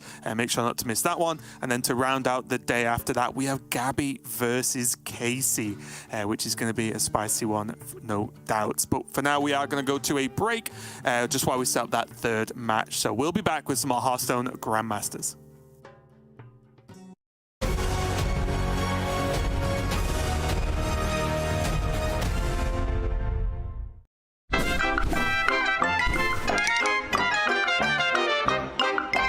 everyone. Since the dawn of Hearthstone time, the casters have held all the power, able to say what they want with zero repercussions. That ends today. It's time to put some of that power back into the hands of you, the viewer. On this show, I will highlight some of the caster moments from throughout Hearthstone Esports that are truly sap-worthy. Welcome to episode 1 of Sapcasters. Our first sap-worthy moment comes from the king of sap himself, Derek Brown. The number one rule of casting Hearthstone is simply just know the name of the cards. This is Derek's feeble attempt to try and explain one of the Kazakhstan treasures. Get this guy out of here. It's just whether the powerful treasures will be able to come down quickly enough for Trehezen. So we'll have to see, obviously, those high priority targets, Embers of Ragnaros, the Locusts, maybe even cold, absolute cold, super cold, very freezing, chilly card to deal 8 damage to your opponent. All those burst damage cards become very, very high priority. You said all those things, but not sheer cold, which is a there we go. Move. Card is pure cold. Ah, right, my mistake. Absolute cold, super cold, very freezing, chilly card. Our second sap-worthy moment is once again from His Royal Sappy Highness, Derek Brown. If the number one rule of casting Hearthstone is to know the names of the cards, then obviously the number 2 rule of Hearthstone casting would be to know what the cards do. In this clip, Derek gets hyped for a top deck. But was it ever really a top deck at all? Oh, that is such a good top deck, though. A complete board clear. And you could even go coin solar moon touched at the end. Seems exciting, no? Well, let's rewind just a few moments. Biomatic can help disrupt. Choose the worst treasure off the Right. Luckily for Derek, Gia came in with the save. I think I can say what's on everyone's mind right now. Sapcaster. It's not even a top deck. Trehezen chose that. Or Hyung. True. That's true. Our third sap-worthy moment comes to us from Europe Grandmasters, courtesy of our resident linguistics expert, Alexander Raven Baguli. I think we all know that the number one rule of Hearthstone casting is act as if you're always on camera, because you just might be. It's just been a rough set of matches, really, hasn't it? As it looks like my camera's super delayed as well. Brilliant. But yeah, it does mean that we do have this Druid versus Demon Hunter left over. And again, this is one where I think it really could go... Just sit here and look miserable as well. Yeah, I was going to say, this is how I look when I cast, if you guys would like to know. Full focus, slouched, not having good posture in any way, because I save all my good posture for when I'm on camera. Is this intentional? Is Raven looping his camera? Is he using a soundboard? Is Raven even real? One thing's for sure. Sappin'. Our next moment is a little different. In this clip, we're going to highlight some brilliant Hearthstone casting brought to you by Neil Larindabond and yours truly during a high-level match of America's Grandmasters Hearthstone. Prepare to be wowed.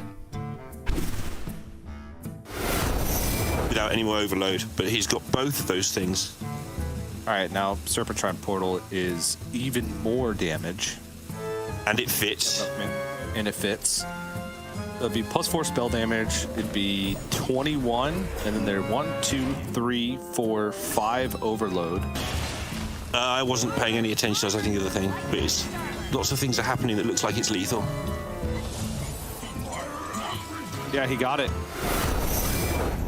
While Neil and I are displaying our incredible depth of Hearthstone knowledge and mathematics, I think we know that the number one rule of Hearthstone casting is to make sure that you pay attention to both players. And we certainly failed at that. Is it sap-worthy? I think not. But we'll let you be the judge of that. Thank you for tuning in to the very first episode of Sapcasters. I hope you've all been enlightened, and I hope all the Hearthstone casters out there are just a little bit more afraid the next time they decide to break a golden rule of Hearthstone casting.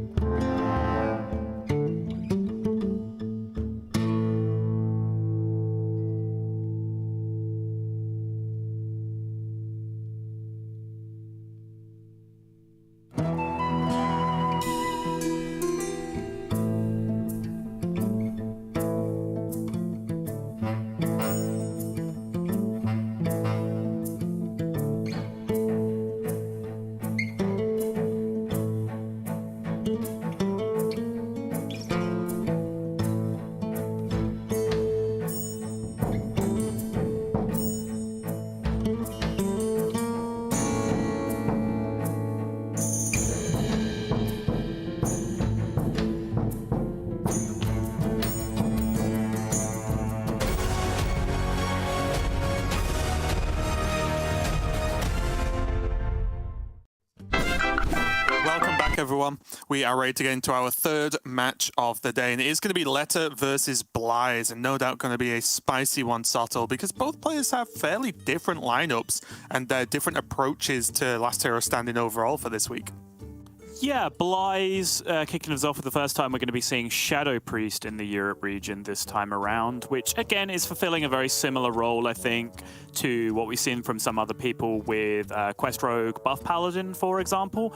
And speaking of Quest Rogue and Buff Paladin, we are seeing that in Leta's lineup on the other side, alongside the Burn Shaman and the Spell Druid. But yeah, these board-based play a minion every turn, make them big, go face aggro decks were a very predictable part of the Last Hero Standing meta this time around, because you need them to be able to punish decks theoretically that are weak to them, for example, Druid. However, we are now in a position where we have to talk about a series where both players, as you can now see below, are choosing to leave up Druid, one banning Paladin, one banning Shaman.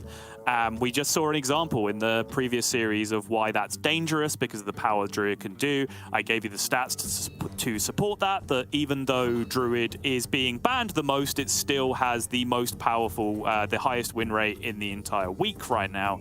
So here's a chance for a series to change our mind, Raven. It also, excuse me, sorry, it also seems like it's been an emotional response as well, because I think that note just said Leta swept xBlyzes with Paladin yesterday, 3-0.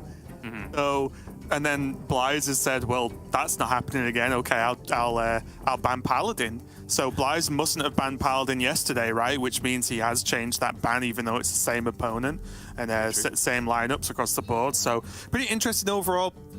I do think with the two Druids left up, it does skew the way you'd naturally look at the lineups, because one player bringing Paladin Rogue, the other one Demon Hunter Priest, you'd look at Shaman being the terror, right? Which is, I'm guessing, why Leta's gone with banning away the Shaman. But I am very interested once we get to Druid, which we are about to, Subtle, because although we're looking at Leta's Burnt Shaman, which, at surface appears to be an extremely standard list, he is going to be going up against xBlyzes Druid in game number 1. Yeah, I mean, there's a lot of things that could have happened with these bans. I don't know whether the Shaman ban was not something that was initially expected by xBlyzes, and then having then seen the Shaman ban, he's then reacted to that and gone, oh, if Shaman's being banned, then I have to ban Paladin in that case, because if you remove the Shaman from xBlyzes' lineup, there's a lot of good matchups hanging around for buff Paladin at that point, so it's no great surprise to me that that's a 3-0 sweep at that point. But again, it's just one of the dynamics of Last Hero Standing where bans and queue order are actually dynamic. It's actually a thing that you get to talk about and strategize about. Like, not everyone will agree with that. Some people will, call it mind games. Other people will just call it guessing and random, essentially, and you can kind of get into that argument. But the indisputable point, I think, is that you get to have that argument, which is not really something that you do in Conquest, which is one of the reasons why I do enjoy this format coming around every now and again. Little nuggets of information like that switch up in bans from xBlyzes, but we will now get to see whether these Druids can have a significant impact on this series, and whether anything has changed now from xBlyzes with this new avenue into the series with the Paladin ban. I think one thing that is going to be interesting here is this is, I think, the first time we've seen what I will call a standard token Druid list. It just has the 2 Glowflies, has the 2 Arbor Ups, on stream today, I mean. Has the 2 Arbor Ups, just Kaz at the top, no Malygos, no even Raid Boss Onyxia, which I kind of am with you on. I do think it's just a good card to throw in there. And it's just very interesting how you approach this as the Druid, because you can argue that there isn't really much choice, but if you get offered Glowfly on 5, do you go for it, even though you could be running straight into a Snowfall Guardian in this matchup, right? And I get, well, if you're offered it perfectly and it's a big Glowfly on 5, and especially, let's say you have Arbor Up in hand as well, you probably just go and hope they don't have it. But if they do have it, or if the Glowfly's like an okay one and there's no Arbor Up in hand, that becomes more interesting, right? Because to me, at least, it's not as straightforward. Because if you only play like 5 Glowflies and you don't have Arbor Up, it could be really good. They might not have the Guardian, and you might, build on that and do really well. But if they do have it, that's still a huge problem, right? A big Snowfall, your 2/2s are frozen, and then how do you progress from there?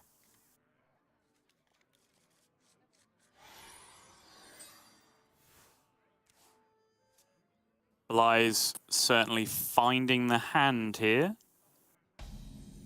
with both Fungal and Overgrowth being able to bring this together. Resizing Pouch goes very nicely with this curve as well to pick up a little bit of additional mana. Leta, on the other hand, has failed at mission objective 1, which is Wild Paw Cavern on 2 with this Bloom. We won't have access to that yet. Off to a very slow start. Just get the totem down, but that's about it. And already, I imagine Leta's feeling that this game might very quickly turn unfun with Overgrowth, and then he will see shortly the backup Blyze has. But even just an innovate Overgrowth from Druid on curve feels like you're already starting to drown a little bit. Drowning in excess mana on the other side of the board.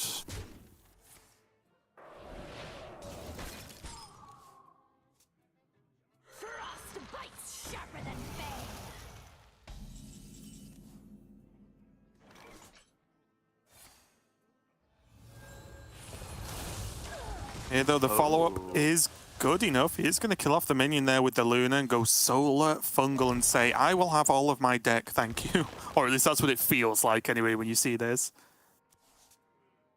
And I think he's got away with it based on the animation as well. I think that is straight up 6 non-minions drawn. Yes, indeed it is. And Guff joins the party right at the last moment. Important distinction of Fungal Fortunes, of course. If any are minions, not if any are not spells, which is crucially important.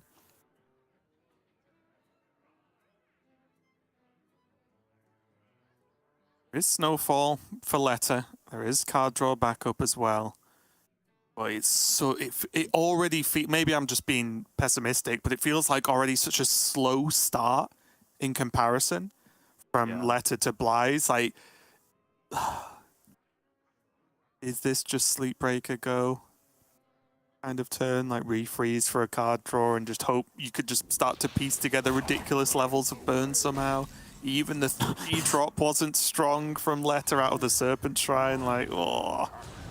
Yeah, and a big thumbs up from Blyze, knowing that that is not significant enough pressure to really put him on any kind of timer in this matchup, and that's all he really needs is a little bit of time to get set up.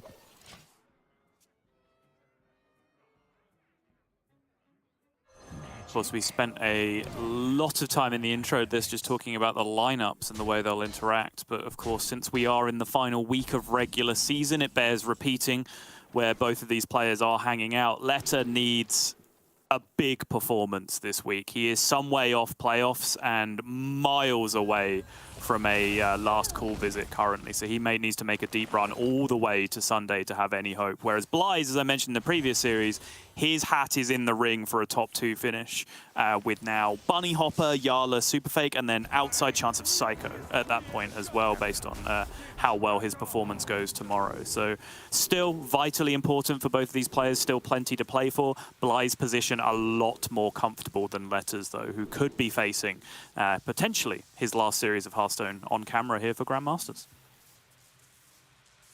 Yeah, and although Blyze didn't have the best week last week, only getting 1 point, he earned the ability to do that because he won week 1 with that full 5-point victory, which was a big, big deal, of course. Kaz coming down, though, from Blyze, a decent selection of treasures. I'm not 100% sure which ones he picked, but the offerings were actually pretty solid from what I could see. Again, this wind chill coming down onto the Kaz, but I think this is one of the most expected interactions you're ever going to see in this matchup. Is Kaz comes down and then it gets wind chilled. Like, can't ever be too surprised at seeing it. Double lightning bolt, overdraft, bloom, zapper, bloom. A lot of damage in hand, Sol. Gonna let it just steal this.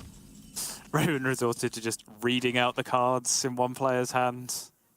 Arbor up, resizing pouch, arbor up. Mine were more relevant. That was a 1-turn play that could get lethal. You're just literally reading cards.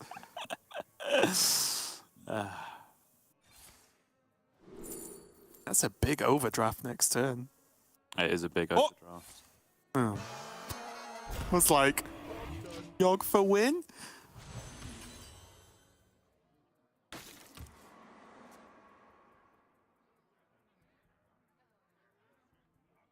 Okay.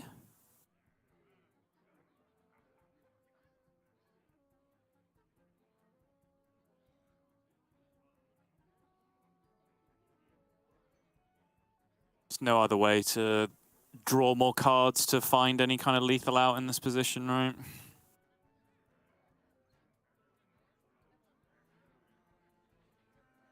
Yeah, I guess he just snowfalls then, right? If he doesn't have it, he doesn't have it.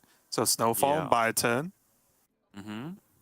Let's have another snowfall in hand at bare minimum as well, so he can stall out basically everything except for books and embers, I guess, as treasures, right? Those are the main ones. Yes. Yeah, books and embers are scary for sure. But if you don't have lethal, you don't have it, right? So I think he'll want to use the spell damage and everything in one turn. Yes. So And it also board locks Blyze, which is kind of nice, right? Like there are still impactful things, particularly because he discovered a 10-drop that he can do with board space in this position. Oh. Yummy, yummy. that Moonlit, just to gain additional. Yeah, there you go. Just chomp down on everything. I think he'll just use those to maintain 30 health for as long as possible. I don't think he's going to use any more. I was going to say the only like weird positive. Oh my God. The only weird positive for Leta is that only healed 5. It wasn't that far away from his goal anyway of damage, right? It's not like he was on 10 and he healed all the way back up to full. Okay, second Snowfall Guardian, no bird currently. So he could potentially be out of freezes after this turn. Primal Dungeoneer does introduce the option to start going digging, but it's not going to draw him specifically the cards he needs. Like, I'm wondering whether you need to start thinking about trading away the overdraft just to find you the birds that you need to buy the extra time, find more spell damage, find more burn.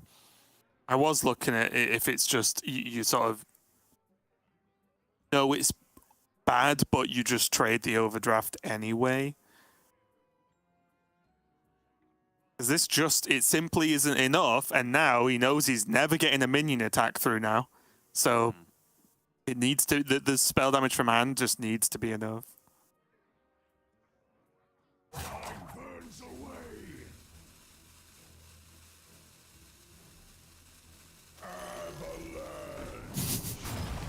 Again, guess what? Leta even knows it's going to get chumped. Yeah, exactly. It's not like, because it in some worlds it makes sense to try and land minions because you have like spell damage landslide, right? To be able to clear out the board and then potentially have a big minion that you've stuck to the board get to go face and make up for that lost damage that you need. But Leta literally knows that isn't the case because he saw Moonlit Guidance Vampiric Fangs on the previous turn. And now, of course, Parrot, not really impactful anymore since the Dungeoneer was played. Yep, offline. 5 mana. Leta doesn't even want to peel any of these shields, right? Probably not. Or at least not the low health shielded, not the Annoyatrons.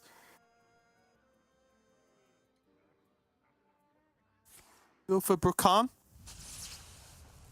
I think he's just going to draw instead. Okay. He needs to get himself to more spell damage.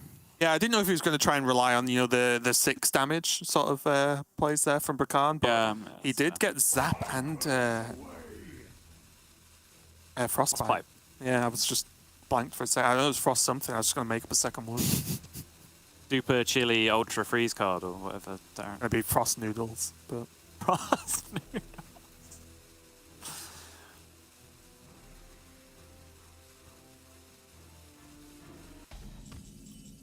That's what now? 5 damage for each lightning bolt. I mean, it's infinity damage for Blyze, more importantly than anything else. Oh yeah, he's not frozen this turn, right? Never mind. I get so used to being like Snowflake. Wait, Raven, I'm going to name some cards. Solar, Arbor Up, Gnomish Army Knife. They were all super relevant. They ended the game. That's what naming cards in how. There you go. There's a masterclass in how What to are you do on it. about? He didn't deal any damage to him then, those cards. There was nothing to do with the end of the game. But no, game one is going to Blyze there as he takes the victory with the Druid. And now already I'm going to go to the master sheet and stare at it until it gets filled out and tells me what the queue is. Because I'm very interested, right? Leta doesn't have his Paladin and then has his Rogue as his other option, right? But it looks like, if this is correct, he's taking the mirror match. Obviously not Taking the Druid mirror. Yeah, obviously not a strict mirror, as you can see now with Raid Boss and Nixia in there as a slight difference, but mostly a true mirror.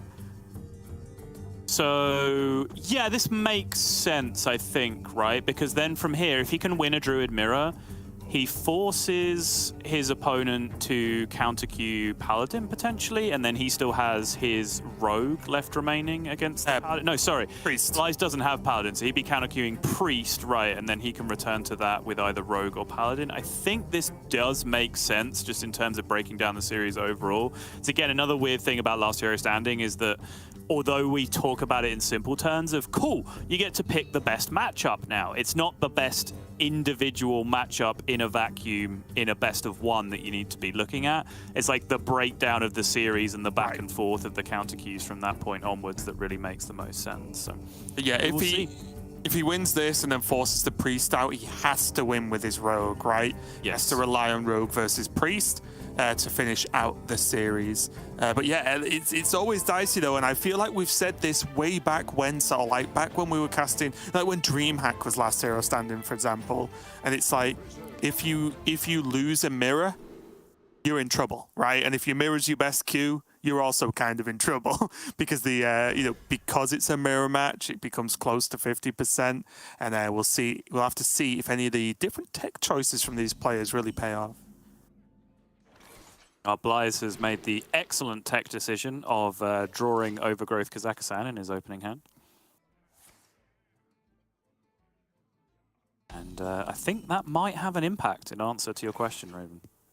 Yeah, and weirdly enough, I would argue even the Cold Tooth is okay in this situation, because Scale of Onyxia when you're against another token druid is pretty solid as well if you have the ramp.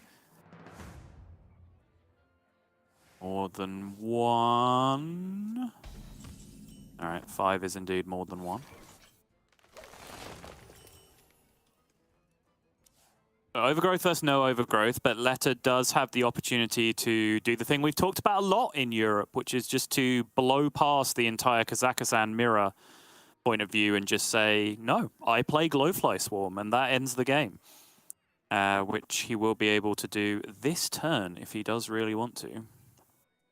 Problem is, if he does it, and there is like, let's just say Bloom or Innovate Scale, it really does not end the game, does it? If anything, it ends the game the other way, because he just commits so much into it. Like the ramp that he has access to is going double Nature Studies, as Saul just breathes heavily into the mic. Solar Nature Studies, wow. They'd get another Glowfly, so that helps negate a bit of the problem, right? Mm-hmm. If you play Glowfly, your opponent then goes Scale and trades across the board evenly, then you just Glowfly again and say, well, you need exactly the second Scale again. Gonna go, yeah, he's gonna go high with that, right? Yeah. And then he's going to pouch. Yep, get himself. He would have preferred Innovate there, I think, because he probably just wants to bait Kazakhstan next turn.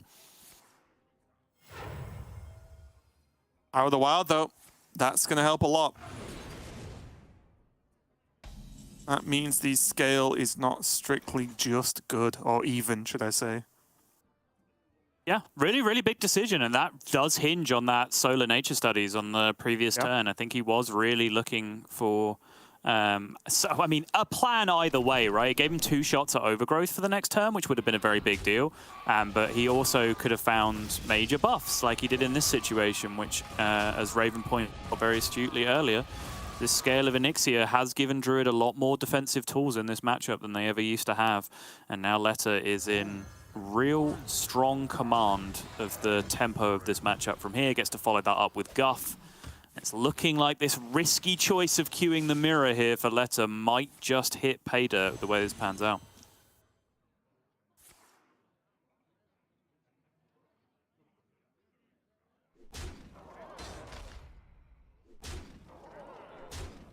Yeah, it's looking quite good.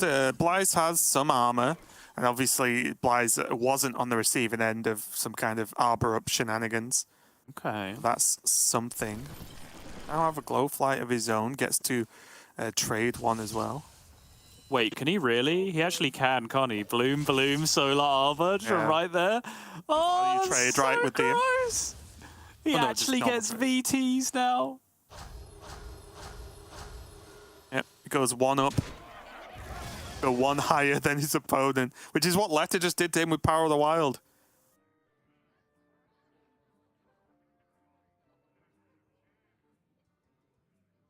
Okay. Just start nature studies, right? Then if he gets something that evens this up, it sorts out a lot of his turn. Log Beam, okay. Beam's okay, sure. Log Beam, like, trade, scale. Actually, I think this with scale and the Bog Beam clears, right? Or is it just... Oh, is it just short? No, you're good. Okay. 3 attacks left now, 1 attack and a Bog Beam. Yeah, Bog Beam, yep. Okay, I thought so, yeah. You're good. Wow. The only problem is, I guess it's not much of a problem because of how overloaded Blyze is, but both players kind of evened out in this, which means they're back to the Kaz plan, I imagine, or there are many things that could happen here. Kaz, Solar, Moonlit. Yeah. Afterwards, of course. Like, ooh, it's so close because I do like Solar Cenarian all of the time. But the Moonlit with Solar having Kaz treasures is super good. Yeah, I think I would have landed on Kaz as well. Yeah, I agree with this. Like, I think he's just in the better Kazaka-san position than his opponent, so the only real danger here with Blyze having a small hand is if he can go, like, trade Kaz on the other side. But if that happens, I think Leta says, well, on average, I've got Solar in my hand, I've got Moonlit in my hand, I'm Guff, my opponent isn't. So I should win a Kaz battle from this position. So I think he's fairly prepared to go down because you know you're not going to get like Glowflight again on the other side, right? Which is something that you could potentially be scared of because your opponent only has 4 cards in their hand currently. So that's not particularly worrying. So I do like this decision.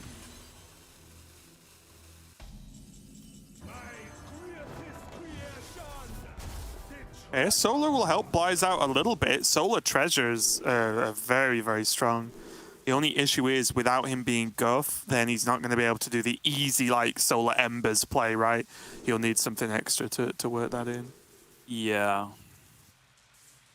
Wow, that was not the goods for Blyze. Lots and lots of board-based stuff, which is not the end of the world against Druid, because Druid, of course, struggles to deal with board-based stuff. But in this scenario, I think pure cold embers generally what you're looking for. Ooh, Solar Holy Buck.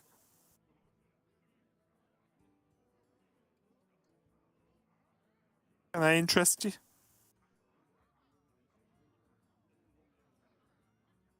that really what you want to use your Solar Eclipse on? I mean, it's really good. It's isn't it? sublethal. 2/10/10. Yeah, 2/10/10 Lethal on board, against Druid. Against what you'd imagine is, especially on the 10 mana sort of limit Blyze has, a single treasure.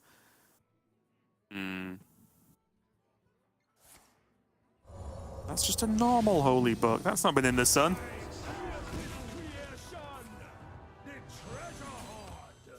It does work, right? It's not an interaction I've seen, but I'm sure people have told me that it does works. work. Yeah. I've seen it with my own eyes. Okay.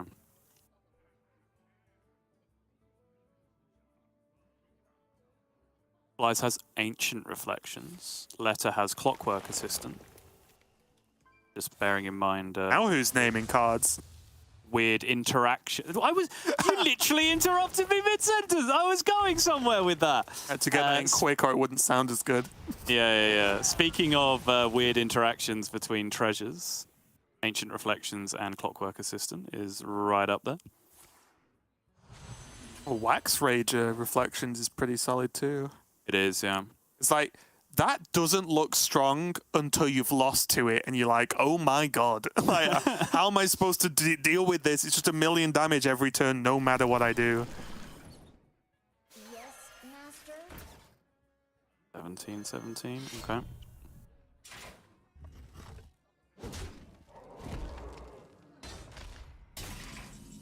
There's another Vampiric Fangs in the deck. Yeah, Onsta Clockwork. Oh. Blyze knows. You're not sneaking anything past Blyze. He knows the interactions. Bigger. We're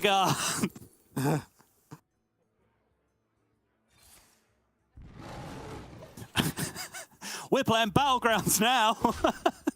Are we? I thought we were about to say put blood on the clock tower since this is looking pretty grim for Leta. Oh my. Oh, the timing. 2, 4, 6, 8, 50, 25, 28, 36. So if one goes face, this is lethal still. You can solar it. He can solar it.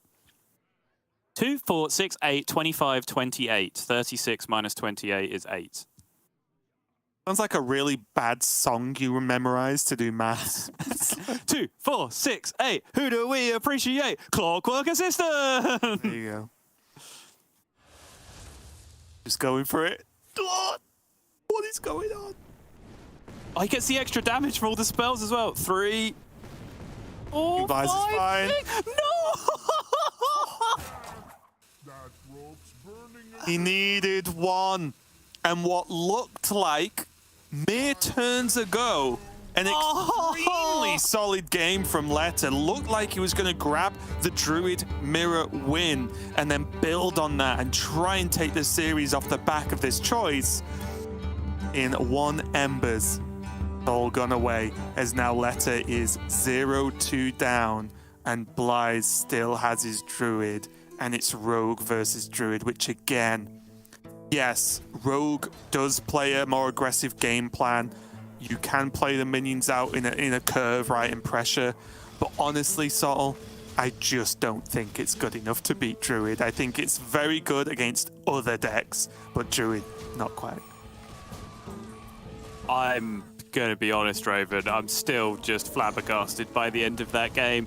The fact that, like, just as an aside, I was like, yeah, Ancient Reflections, Clockwork Assistant, that's a cool interaction that not everyone knows about. And then it just immediately happens. And then Embers gets drawn, and you're like, well, one of these goes face, right? Like, no, not if you're Blyzes. If you're Blyzes, this just works. Yeah, with solar Embers. Yeah, with 6 of them. 6 shots. One of them. Come on, surely. But no, it doesn't get there in the end. Leta is going to come out with the Quest Rogue, as Raven was just talking about. It is theoretically a fine matchup against Spell Druid. Stats have it around 50-50, ever so slightly favored by fractions of percentage to the Quest Rogue. However, I do largely share Raven's opinion that if there is skill edge to have on top of that, like after the stats have been taken into account, which is kind of just like generic legend stats, right? So if you want to tilt that in one direction or the other based on the 2 best players in the world playing the 2 respective decks, I would move the needle toward the Druid, right? I think there are more difficult, complex decisions to be made with the Druid on the other side, so I would move it a little bit further over to the Druid. And, you know, it's tempting to say that, you know, Quest Rogue has these draws where sometimes you're just not able to do anything, but that doesn't change the stats, right? They are factored in to the 50-50 win rate of the 2 decks. So Leta's not out of this yet, but the big problem with the way the series is gone is that he chose to not play this matchup immediately for a reason, right? Like, he wanted the series to pan out in a particular way, which led to him queuing a Druid Mirror. That plan has not worked out, and now he's miles up against it. And there's no way, Raven, that we're about to see a second Druid sweep in a row, is there? Yeah, I feel like I called this before the weekend even started. But anyway, what do I know? But yeah, I do agree. And again, I am with you on that, just that explanation you gave, where if you say, well, the rogue can draw bad, it's like, right. But if I told you Blyze has the worst draw ever in this game, would you say he probably loses then? Yes. Right, so that's any deck, right? You know, it's not just exactly. Quest Rogue, right? It's Right. like, if you draw badly, your chances of winning are low. But yeah, I just think that the deck just requires a lot to go right to feel strong against Druid. Not necessarily when you things go wrong and you lose, of course. But here for Blyze, double Luna already, Guff in hand, Glowfly, that honestly this Rogue, even with good tools on paper, when you look at what SI7 agent does, let me remember the names, what the 2/4 rush does, it sounds good versus Glowfly, but when you compare mana costs, it is not. Yeah, and I do think also when I talk about that being like a fairly 50-50 matchup, I don't think that's even necessarily accounting for the Glowfly build either, which I think Glowfly is a horrible card for Rogue to have to deal with in a lot of situations. So it's extremely similar to Glowfly's effect on like the older Face Hunter matchups, where it sounds like Face Hunter shouldn't care about it, but then you realize it just dominates the board and you lose. Sorry, it's just Foxy Scabs, and I'm sure Blyze was like, "Uh-oh, this could be bad," and that was it. That was the end of the turn. And again, this is where those things that I was talking about come from. Oh, Rogue can have terrible draws. Every deck can, but I feel like they look worse in Rogue, because this double assassin. Love it versus Paladin, maybe. Love it versus Priest, no problem, whatever. Not versus Druid. You need as many minions. Like, he needed that Scabs. That's the only bad one. What are you on about? That's -1/2/2. Oh my He needed that Scabs to be a extra 2 minion Scabs, right? Yeah. That's literally what you need in this matchup. Because already, I mean, it's just, I don't know. It's just, I think it's just done already. I don't like calling games like this, but I've been playing a lot of this Quest Rogue. I played a lot in testing the other day when we were practicing as casters, and I already feel like I would concede at this point unless this draw is perfect, which it's not. Like, it needed to be, even no, like a cheap SI card that would help you out, that you can step and then, or maybe even cheap, and then you can agent. Let me think. Extortion, maybe? Extortion and then assassin, step assassin. Would that work? Yeah, that's kind of. I think that's the sort of silly card you would need to draw. The only thing that quite fits, but you could go like extortion, assassin, be alive on board, and then draw secret passage again then next turn to be able to do something powerful. Right. I don't know. Or even next Regardless. turn, draw 1-drop and go 1-drop assassin, Yeah, right? sure. But yeah, that, as we were just talking about, the craziest things Leta would need for that game to go his way, Blyze, in typical fashion, wrap this series up quickly. And he's just 3-0'd with Druid. And, you know, I would say I hate to say I'm right, but I don't. I love it because it happens so rarely. But the Druids have been dominating. They've been doing super well. Druid, I think, has lost one game, and that was the first game on, apart from the mirrors, that was the first game on stream where Furyhunter got the wild pour out and just started dominating that game one, I believe. But, you know, Bunnyhoppor's 3-0'd with Druid now. Blyze is 3-0'd with Druid. And one thing I will say, Gaby and Casie have both banned Druid in the next match, so we've not got that to go on. But a really, honestly, bit of a weird series for me overall. But a huge congratulations to Blyze, just moving on, getting more points and looking to potentially finish even stronger this season. Yeah, and so a couple of things to address as we wrap up. Firstly, Blyze keeping pace with the likes of Bunnyhoppor, picking up an advantage over SuperFake as well in that race for the top 2 spots for the buy advantage going through to playoffs. Secondly, there's now a very good chance that that is the last time that we see Leta play in Grandmasters at this point. So, you know, we just want to pay quick tribute to him, as I think he was a great addition. He created some very, very memorable moments with his very early penchant for Miracle Priest before it was cool. He was flying the flag early. Thought he was an excellent addition, a very, very strong player, someone that was very open and communicative as well with ourselves, Lorinda as well. Got some good information from him. So if that is the last time that we see him, congratulations to him on a short but impactful Grandmasters career. And lastly, as Lorinda just threw at us in the Discord, the change of ban for Blyze did end up being particularly impactful. And again, I would like to go back and see, like, did Blyze, was the Shaman ban initially unexpected, his Shaman being banned I'm talking about, and was that something that he then reacted to by changing to the Paladin ban instead and setting up the sweep? It's also a little bit strange. I think it's a very good point, and I think it is something you can do if you've got previous experience versus someone, is alter bans, because last hero standing is a little bit weird like that.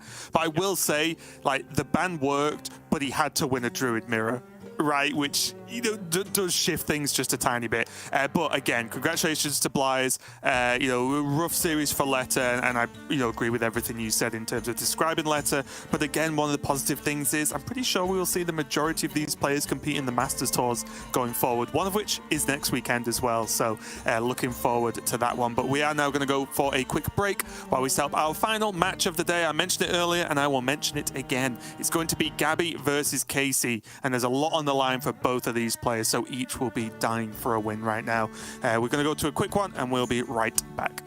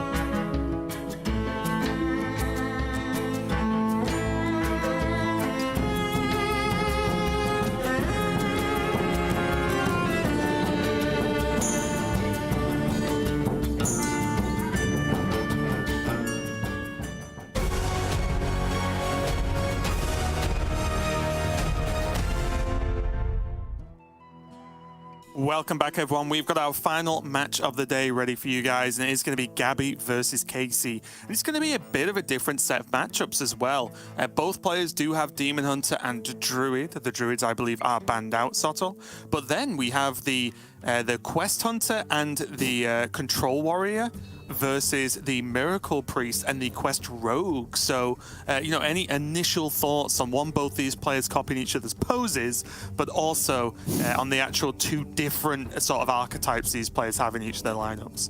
Well, I mean, I think this is the most one-sided who wore it better I've ever seen, for the first things first. Like, Gaby absolutely crushing it over on the left-hand side.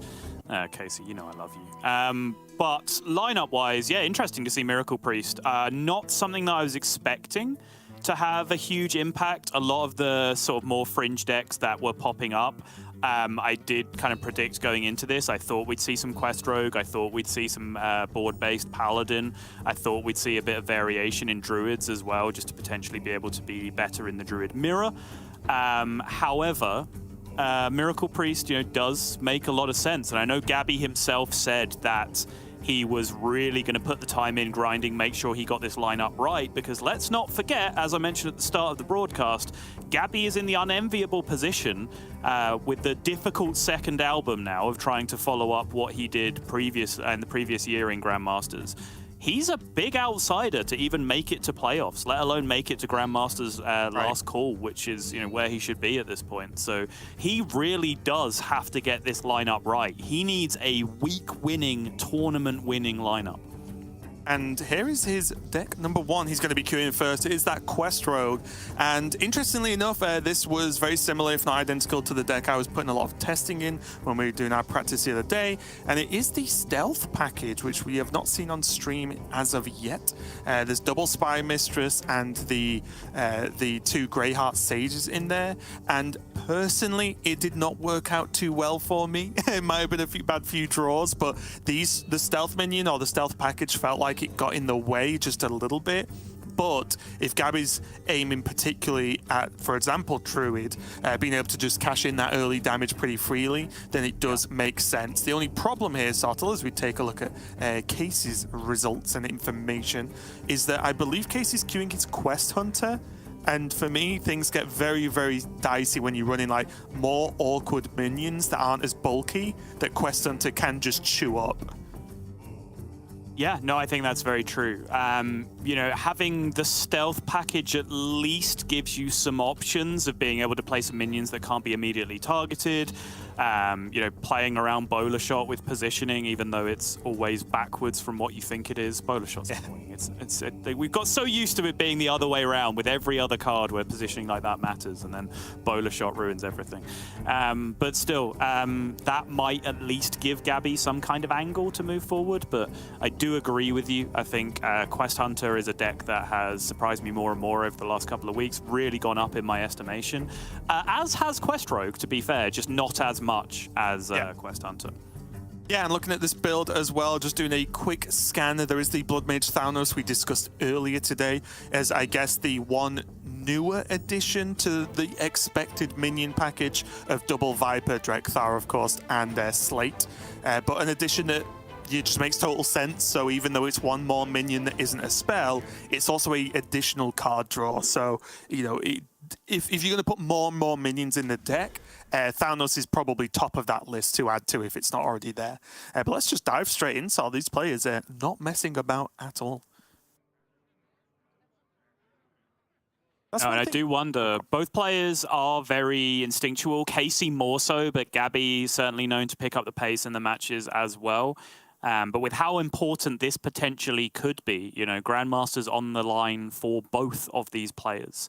Playoffs positions and then everything that means with Grandmasters coming to an end as well. Whether we might see tension between the two of them, whether that might translate into them playing a little bit slower than usual. And now we're already seeing step one, Gaby taking a lot of time over the very first decision he has to make here as to what he's doing with the mulligan. Yeah, one of the bigger changes, honestly, since the Smuggler nerf is it's less of a keep, in my opinion, because it's just not as good on curve or coining out as it used to be. And one thing that I will just finally add about the Stealth package is the Spy Mistress is a bit of a problem, I found, because you're playing a quest deck. So even if you decide to play it on one, that's fine. But then a lot of your other draws are, say, for example, if you get a 2-drop, well, then when you fit in the quest in, it gets very, very awkward too. So it doesn't look like it's going to be too much of a problem for Gaby, because he did not draw it early on. But for now, Casie just doing what he can do. Just chucking out the damage, uber accelerating his game plan. Not going to hold off for any removal shenanigans. All faith. There are certain games and certain hands with Quest Hunter where it just looks like the dumbest deck in the world. I love it. You know, way back in like 2014 Hearthstone, where like the very first original Face Hunter, before it was refined into a good deck by people who knew what they were doing, and it was just like Arcane shot you in the face on turn 1, Bluegill Warrior you in the face on turn 2. Like, that's basically what Quest Hunter is these days. You know what it really reminded me of even more, believe it or not, is you remember the Holy Smite on 1 meme as Priest? It's like you just Holy Smite him in the face on turn 1. You're like, let's go. The damage is done. I've spent my mana. It's like... Again, though, it's like kind of interesting, especially with no hero in this list, is that the idea of rogue health permanence does ring true again. I know it used to be a very, very common thing a while back now, but the fact that all this damage is just going to stay is a pretty big deal. Yeah.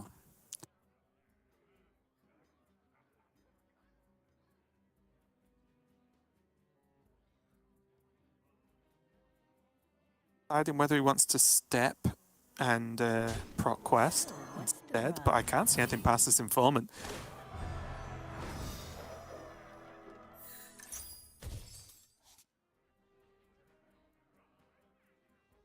Good choice, because otherwise he would have been hero powering instead of playing a minion. Indeed. But still Shadow Step, and honestly, I never hate it. I found myself, when I first started playing Quest Rogue, Shadow Stepping just purely for quest acceleration, whether it was a strictly good Shadow Step or not, was still pretty valuable, honestly, surprisingly so. Casie absolutely motoring through these quest turns. And honestly, that's about as fast as you're going to get a Tavish, right? He's done it literally as fast as possible. I think it's almost impossible. Not impossible, but close to actually get it on curve. Oh, double step. Not stepping again. Actually, kind of surprised at that.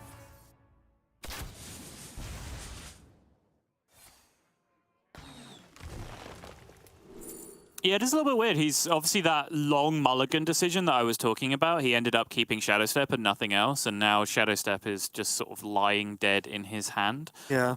It does so happen that this is a very similar, annoying Quest Rogue draw that we saw in the previous game as well, where it's kind of you get the mid-game cards before getting any of the early game cards, so you're stuck with undiscounted assassins, and then the 4-drop as well, which just isn't big enough to be played on curve most of the time.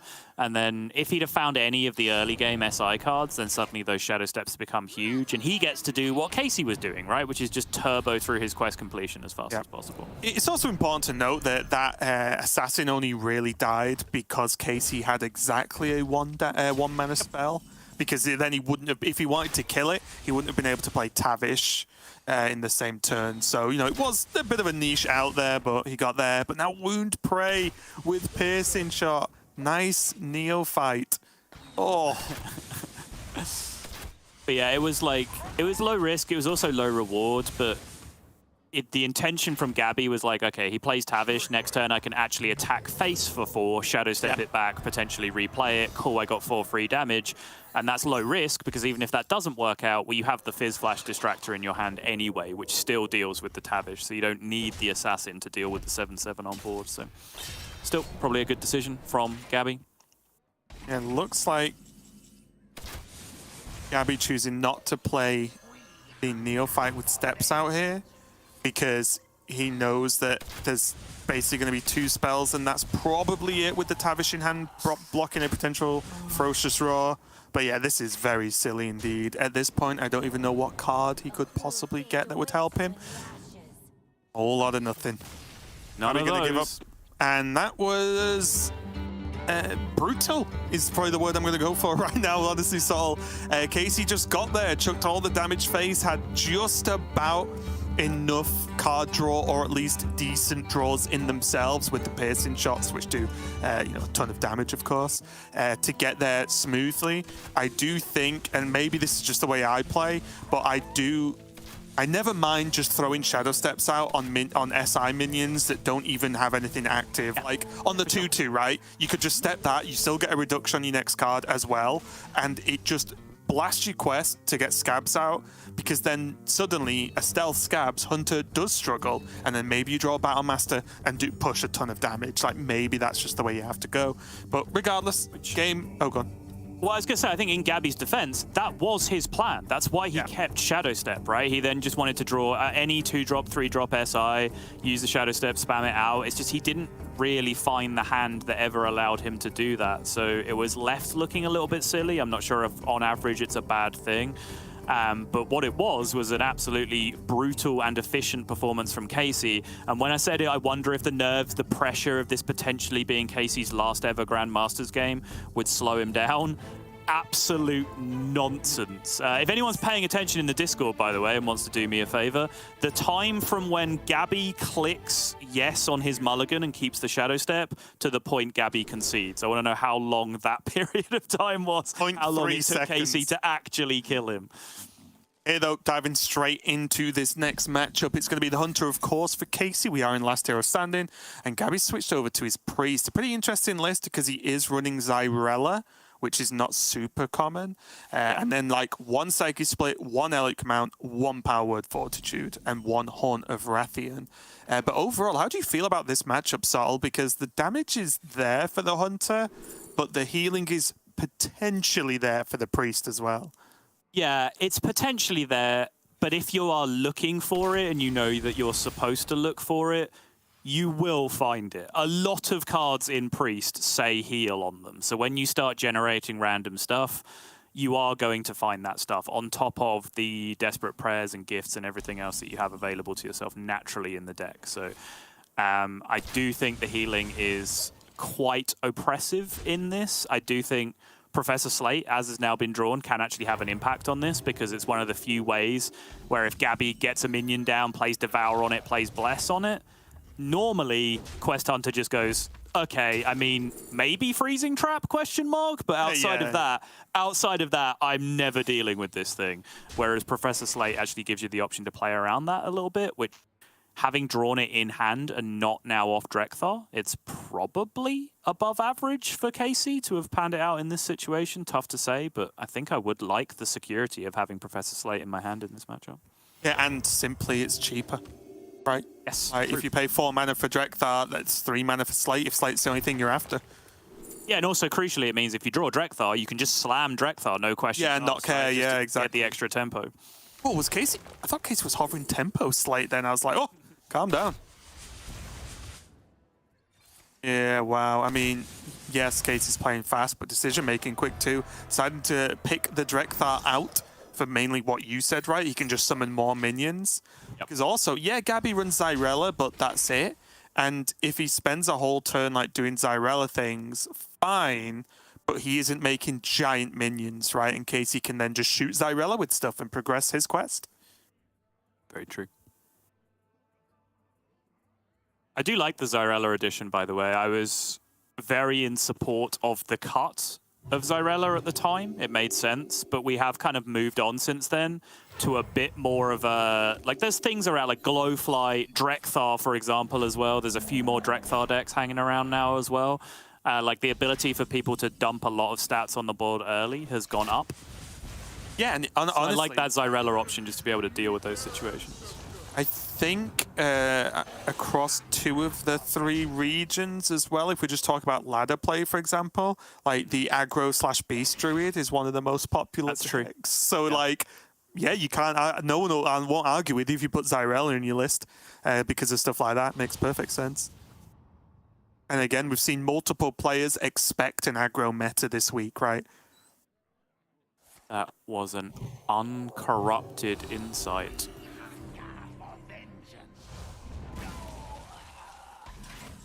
into an incredibly desperate Devour with that Blood Mage Thalnos as well. Yep.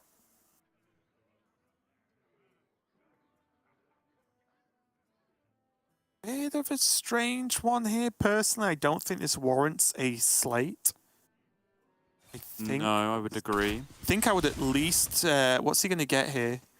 Going to go... That's 4. Yeah, you can just 2-tap it with Overwhelm, right? Yeah. Yep. Because of the Snake and the Misha. Really good. Keeps the Slate, keeps bowler shots as well, which with Slate, of course, as I said earlier, strictly the best 2-card combo in the game.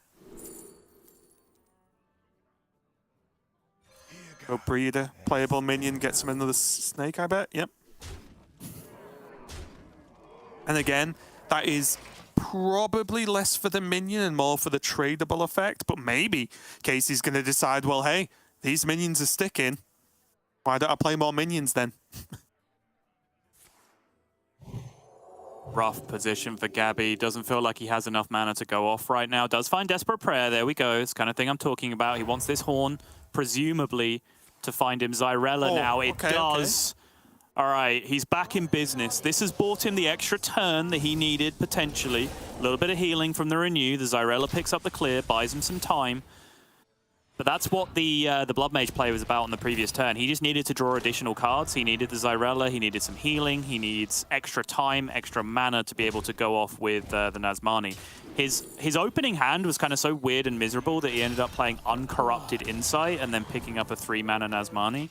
And so he really just copied the Blood Mage to pick up the card draw and said, well, since I'm here, I might as well clear some 1/1s off the board at the same time. That's bought him the time to now set up this play, potentially, with the Nazmani Bloodweaver. Plays around Ice Trap, Gift of Luminance. And now he's going to want a very kind sequence of discounts here with these spells. Okay, that Devour. It was a really good timing as well for Casie. He pushed a lot, the board got cleared. Boom, Tavish. You know, straight away, okay, let's go, let's switch. Again, these minions are a big deal here for Gaby, the double Nazmani. But manageable because of the best 2-card combo in the game. Talented Arcanist. Oh, this trade the 1/1. Goodbye. It's so strong. It is. And there's just a 7/7 as well, right? It's just a little extra bonus. I think Casie would be feeling confident even without the Tavish on board, but pushing 7, absolutely huge. All he's maybe missing now is the tiniest bit of card draw. Yeah, card draw would be nice for sure. Also, we can see right now, and let me have a quick check. Yep, no way for Gaby to kill Slate in this moment in time. He might get one with Malagos, but yikes. Like, you don't want to leave Slate up. If he plays Mali to go fishing, then he's probably not playing Taunt this turn because he'd have to spend mana on other things, and then Talon's potentially not coming down. Right. It'll be like Mali if the Naru maybe Shard, right? Or, you know, something like Heal and Silence, maybe. Oh. Wait, what? We're back. Okay. That was very weird.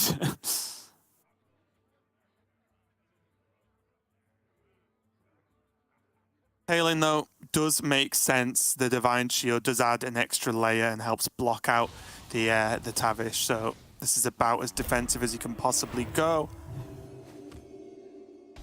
But there's also 2... Oh, quick shot. I said even a sprinkling of card draw, like even the minimal amount of card draw would be huge here for Casie, and it is huge. Oh, yeah. Okay. That, shoot that, 10 damage goes face, repressures the hero power. That's just lethal, even without the draw. Even without the draw, that is just lethal. 12 more damage going face, and that means Casie is going up 2-0 in an absolute flash. What a series so far from Casie. This is exactly what he would have been seeing in his dreams last night as he was preparing for this game. Apart from apparently a banana costume. I don't know what that conversation was about, but he's not wearing a banana costume today. I'm not really sure what happened. I don't know if you caught any of that interaction in the... I did, and honestly, I think we should give Gaby a win or two. If Casie promised a banana costume and he isn't here in a banana costume, those should be some kind of minus points. I very much agree with that. But in all seriousness, yeah, this series is getting very silly, and this day is becoming quite silly at this point. Yes. So I feel like this is too early to even be talking about the European broadcast finishing for day one. We are going to move over to Gaby on this Demon Hunter, and he's running the Kazakas for some of the late game, but I don't think late game is really going to be the problem in this matchup. But now there's this Demon Hunter, and it's got the Control Warrior, the Hunter, and Casey's Demon Hunter, which I would argue is better in the mirror because it doesn't run Kazakas. I don't know if you'll agree. But regardless, this feels like not only a 0-2 down kind of uphill climb, but a matchup uphill climb as well. Yeah, I mean, if Kazakasan was just a card that you could jam on 8, then putting it in your deck would make you better in the mirror for Demon Hunter, but it would make you better in every matchup for every deck. That's why it's not able to do that. The reason why you only see Kazakhstan in specific decks is because it has a condition on it, which some people sometimes forget about, where you can't have any non-dragon minions remaining in your deck. So for Demon Hunter, it's really just like an anti-fatigue, super late-game additional win condition thing, right? What we've talked about quite extensively. We saw an example of it in the Bunnyhoppor series, for example. Demon Hunter is a deck that's quite vulnerable to Mutinous, for example. So if you're expecting a lot of heavy control decks with Mutinous in it, and you want to use your Demon Hunter as a counter Q deck to beat, let's say, Control Warrior, then putting Kazakazan in there as an additional win condition, so you always have win conditions left over no matter what else gets dealt with, is a good idea. However, if you're just putting an 8-mana 8/8 in your deck in an anti-aggro matchup where you just want to draw a smooth, fluid sequence of cards and power through your deck, that can be an enormous problem. Oh, the good old Voodoo Doctor. May you never leave us. Going to be played there to be as aggressive as possible here for Casie. Again, both players just playing like absolute lightning right now. There's Kazakas, and again, that's a problem.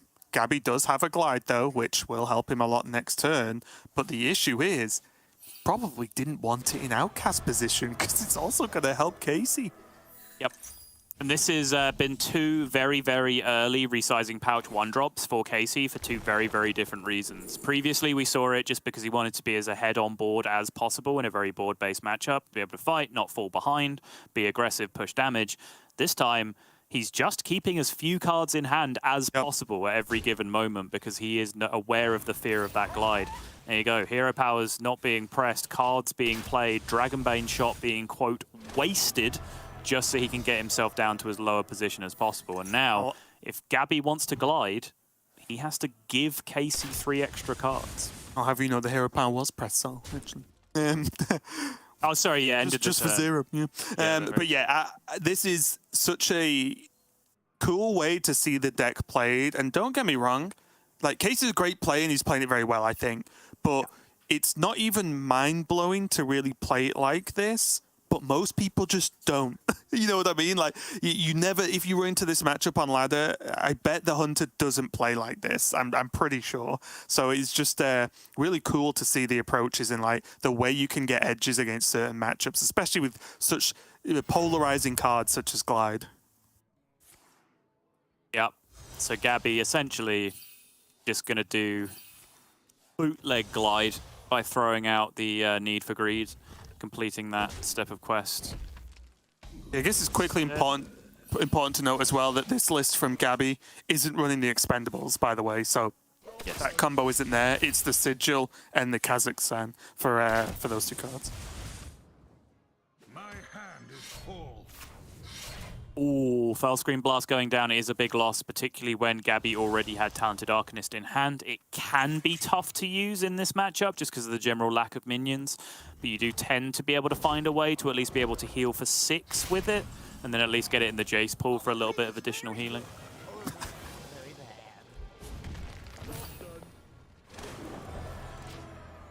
Just funny. But Casie, your spells are poisonous. Yeah, no, I think he's aware.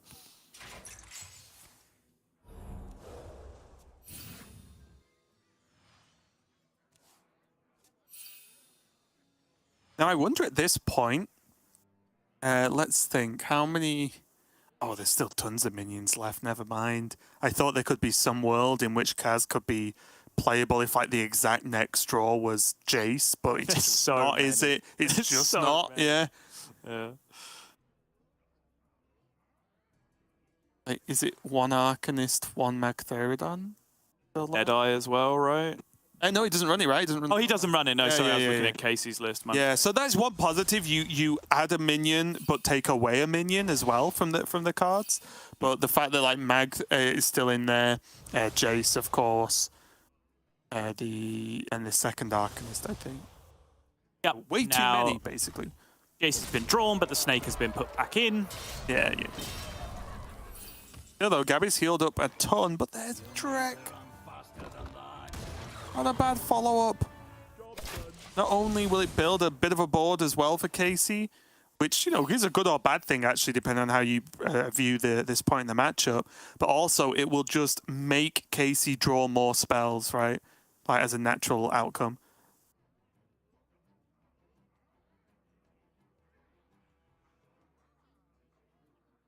Chaos Leech, Fell Barrage. Makes sense. Yep, throws the Arcanist in as well. And all of a sudden, Gaby's looking like he might be the one actually applying pressure now, because he has Jace to follow all of this up as well. And I believe he's played double Fury, Fell Barrage, and Chaos Strike, which would be lethal with an empty board. Drekthar is going to present far from an empty board, of course. The Furious Howl as well, the sickest card to draw. Gonna shuffle, drop Arcane Shot.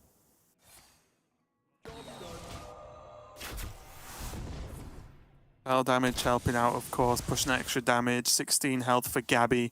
Does have the Jace, but is it reliable enough here? Guess he's got to see what his draw is first. Double jump. Oh. There's two Furies for sure. I'm not sure if it was one Chaos Strike or two, but it was at least one. And he burnt a Fell Scream and he's not played the other. That's correct, right? I feel like that's correct. Okay. Yeah. And he still has an Arcanist? Like, does he ever, like, Mo Glide or something here? No, not Immo Glide. He'd have to just Glide.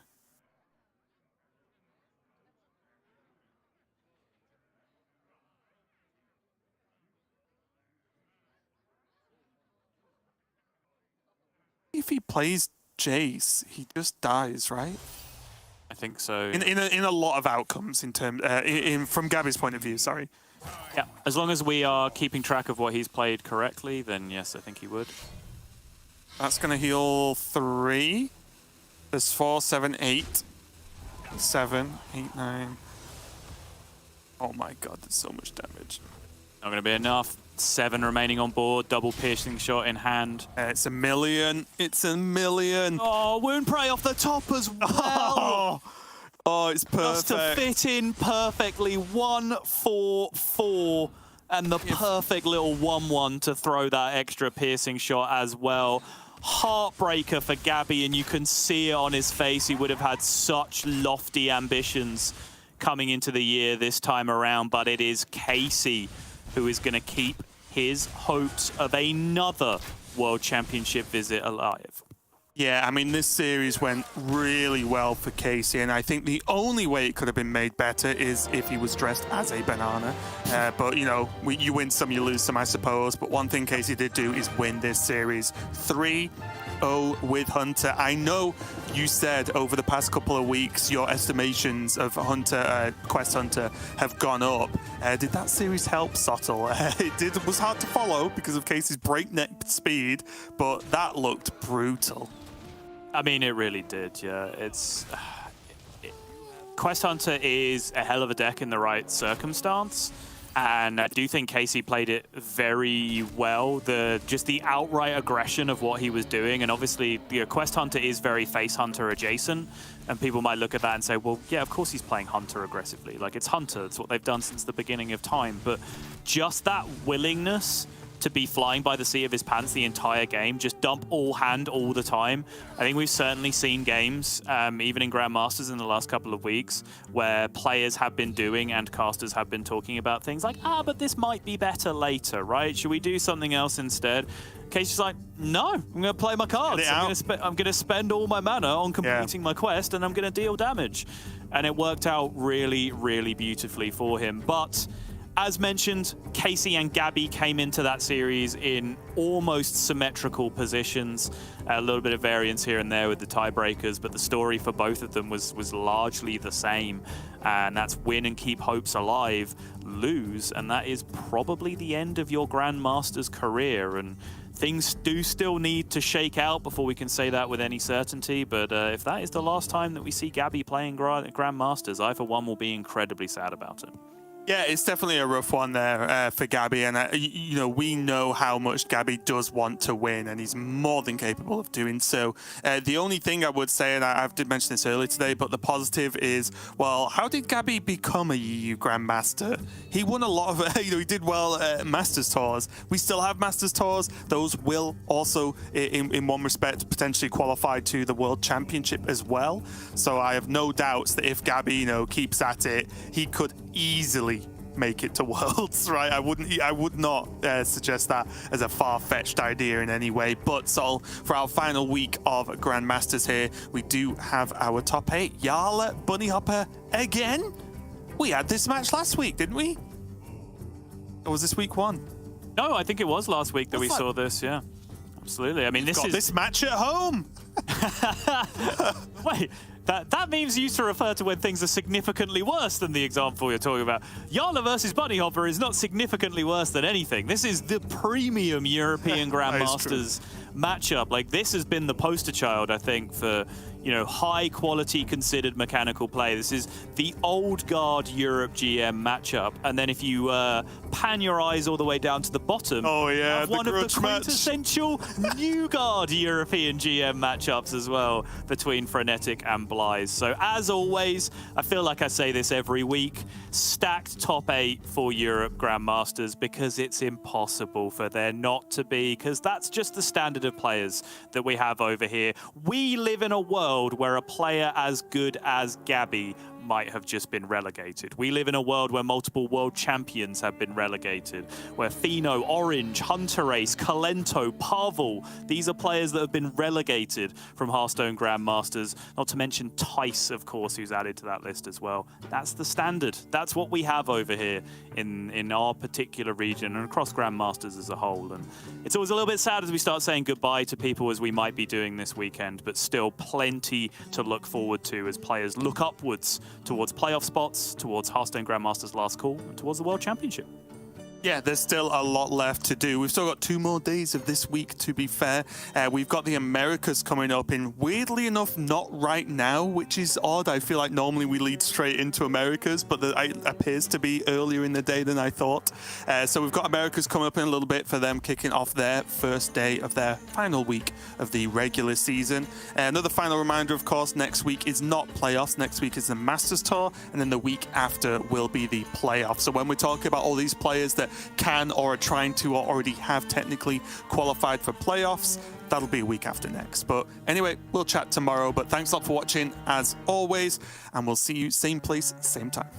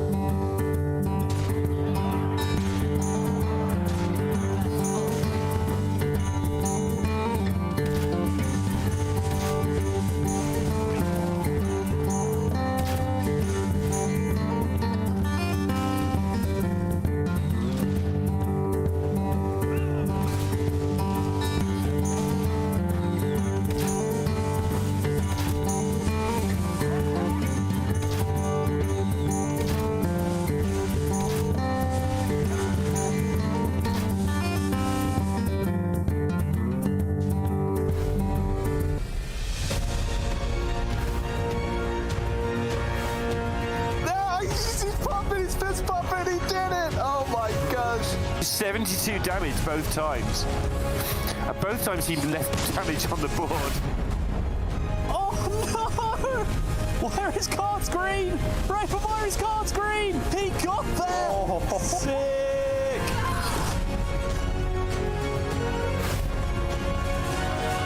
It's so powerful, all these rushes. I can't even believe the value he's got. Labby with a pop-off, well deserved.